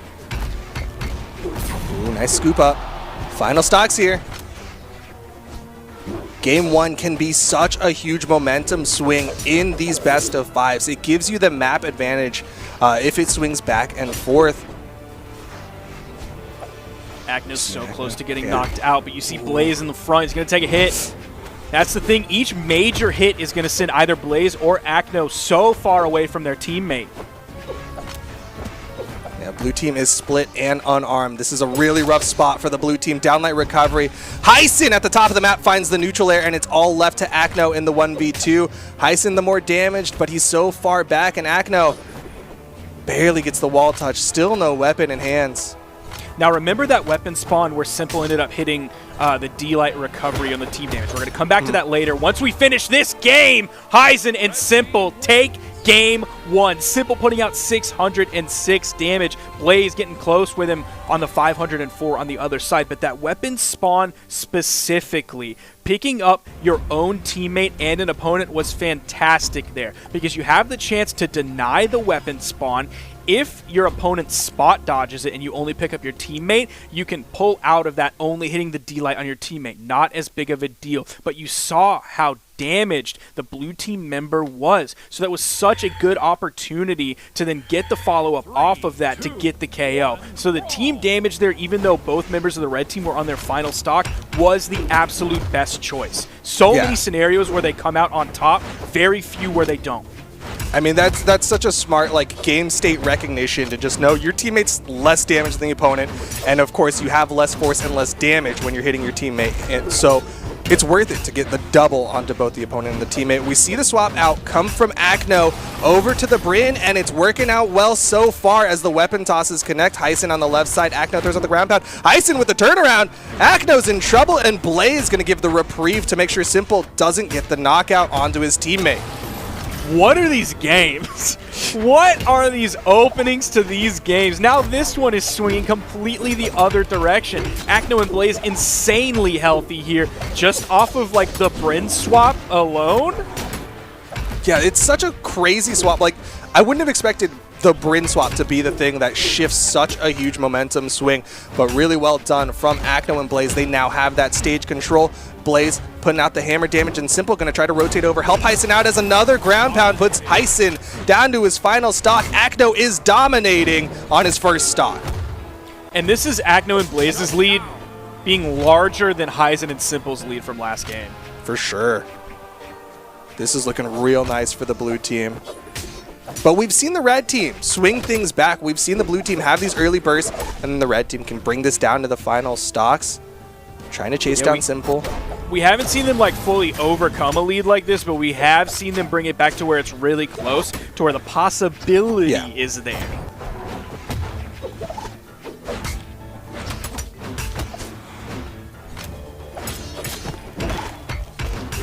Ooh, nice Blaze is going to Blaze. interrupt that one. Yeah, very, very good from him. And he didn't even hit his teammate. Like, that's an axe side air. That's not exactly the smallest, most tight hitbox. And he was able to make sure he didn't hit his teammate, hit the opponent, interrupted that hammer neutral eye. Like, really well done. Ooh, misses the GCN sig. Yeah, almost placed that so well. His side airs on the edge have been so deadly on this Bryn swap. Both on axe and on spear. He's going to throw that stock away. It doesn't matter. They're so far ahead, it literally doesn't matter. Blaze could just walk off the stage here, and they are 99% chance going to win the game. Yeah, this is definitely a really strong position for the blue team. But, you know, every game is throwable if you run off the map a little too much. Stomp, sidelight, weapon toss from Blaze. Very interesting options coming out. Another weapon toss, and that's going to be game 2, swinging in favor of the blue team. Now it's going to be on the red team to get the map pick. And this is what I was talking about at the very start of game number 1, is like having that momentum off game 1. It just lets you have the final map pick when we get to game number 5. And even though we've had a couple character swaps coming out from Acno and Blaze today, we are not seeing character swap from Heisen and Simple. They just have to really worry about that early game. Really watch Acno in particular on that early game. He's the one who's been taking those massive early leads, those early 15, 20-minute stocks. Yeah, he's been getting some fantastic, just like signatures really far off the stage too.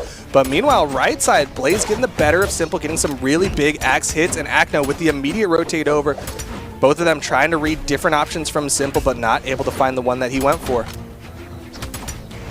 Man, Spear is a devilishly fast here, especially when you're playing up against a Taros or Bryn's axe. Those are a little bit slower coming out of the gate, but you have this quick spear, so that's going to mess up your timings.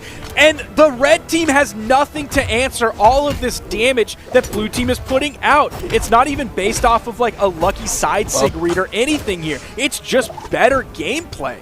Yeah, they're just looking so incredibly strong. Now the red team kind of forced to the corner 300 style, like about to get shoved off of that ledge into the water, but they fight their way forward.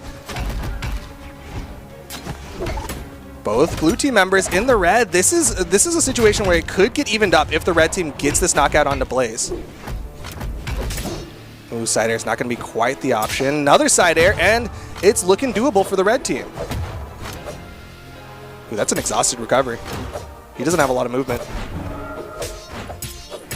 Ooh, Heisen putting out some damage here. Ended up eating a nair. Uh-oh. Acno's in trouble. Heisen? He still has nice recovery. Yeah. He still has recovery to get back to the stage. It's a 360-degree hitbox, and he has a teammate to cover him too.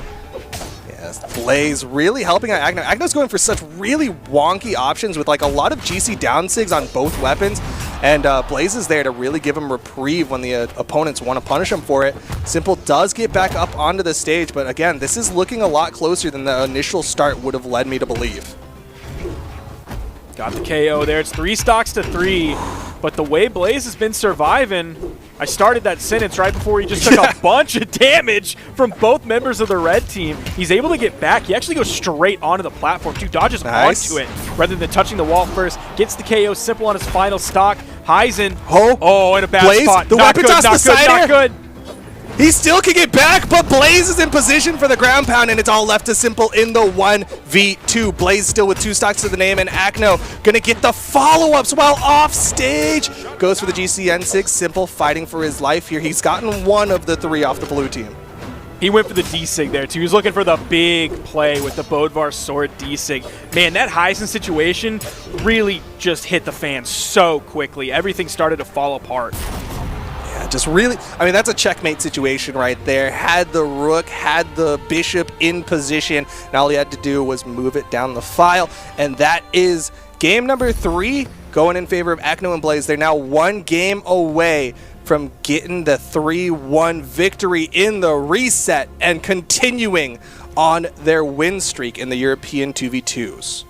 And we are seeing a Bryn swap from Heisen. He does have a level 71 Bryn, which I believe is higher than his Bodvar. I think his Bodvar's in like the 60s, maybe the 50s. Yeah. So seeing this Bryn pick from Heisen, something he's definitely played before, something he kind of dabbled in last year. I love a Bryn pick, especially now, man. You've seen people going crazy on Twitter for Bryn. I think all of them are exactly right. She is a very good character. You've seen what Acno can do with her. Let's see. Oh, what?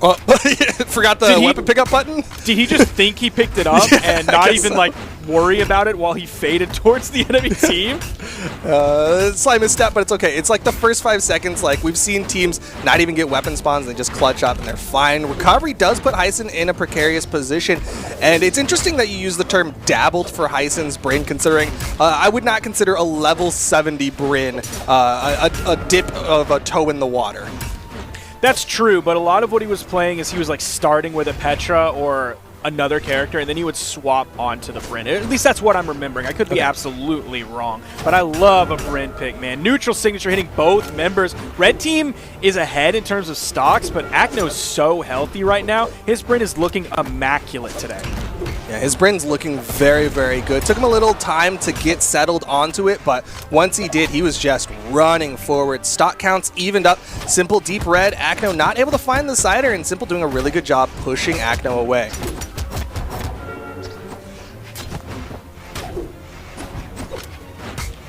Heisen looking for those axe hits. Picks up 2 onto Blaze. That's going to be Simple's first stock lost. Acno's still looking pretty good here, and he's going to have the 2v1 situation along with Blaze onto Heisen. So don't think we're going to see that kill quite yet. A little bit of team damage going onto Blaze. Stomp side air picks up both members. Can they clean this up, get the double KO? And they do. Simple grabs it. And now it's all on Blaze, coming in on his final stock here in game number 4. He's got to extend this stock for as long as possible. Just play that support role. Just be there in position for when Acno finds those hits. The GCN Sig going to, again, even up this stock count. It's going to go down to the wire here in game number 4.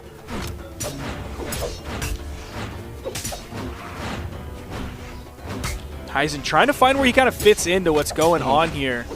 He's found a few stray hits, not quite finding as many follow-ups off of Simple as he was previously. Ooh, Acno with a nice ground pound. Yeah. Very big. Acno not quite up. Never mind. That's an axe on the side that Heisen finds a side air with.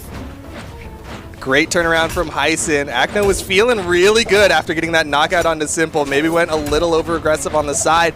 And now we're down to final stocks here. This is basically even between the two teams. Blaze just hurt a little bit more, but you know how quickly he can add up damage. Blue team has been so good at following up off of one another and even just putting out like solo raw damage. Oh, Heisen. Nice. Decides to back up out of that one, and Blaze with the wake up gonna get a nice little nair. Oh, just a little late on the neutral signature, but able to rotate over. Red team fairly damaged. Heisen unable to pick up a weapon. He's so far on the left side, and Simple's now trying to decide if he wants to 1v2. Can't decide for long as the N-Sig takes him out. Blue team have one stock between them and a winner championship victory and a 10-game win streak. It's winnable for Heisen, but oh man, is it scary! And the neutral light comes out. Acno and Blaze are your Winter EU 2v2 champions. That's a 10 tournament win streak for Acno and Blaze. They are continuing their momentum, and they are looking so incredibly strong, showing why they are the European World Champions. But man, you said it earlier, you hinted at it, and I thought you were going this direction when you were saying it, is that I think there's a real possibility that somewhere in 2021, Heisen and Simple get that dub. They get that victory over Acno and Blaze. If Simple has million fan, I am one of them. If he has 10 fan, I am one of them. If he have only one fan, and that is me. If he has no fan, that means I am no more on this earth. If world against him, I am against world. I love him till my last breath. Die-hard fan of Simple. Hit like. I feel like you were saving that poetry regardless of win or loss. You're just gonna go with that one. I was hoping I could do it on dub, but like, Yeah. come on, I'm just gonna run it anyway. I'm not gonna For sure. wait. Yeah. You know, I'm not good at waiting on running. You're gonna forget. You're gonna lose that post-it note. But Yep. well played from all of the competitors here in the European region. Acno and Blaze, they get that gold medal, continuing that tournament, that major European tournament 2v2 win streak. Heisen and Simple looking better than ever here in 2021. Going to get that silver medal. And Zyder and Polyshot going to be the upset of the day, getting that bronze medal over the Ninja 729 and Pavelski. Huge props to all of the competitors here today. We're going to see more of them tomorrow as we're going to be going into the 1v1s of things because Europe is not done yet.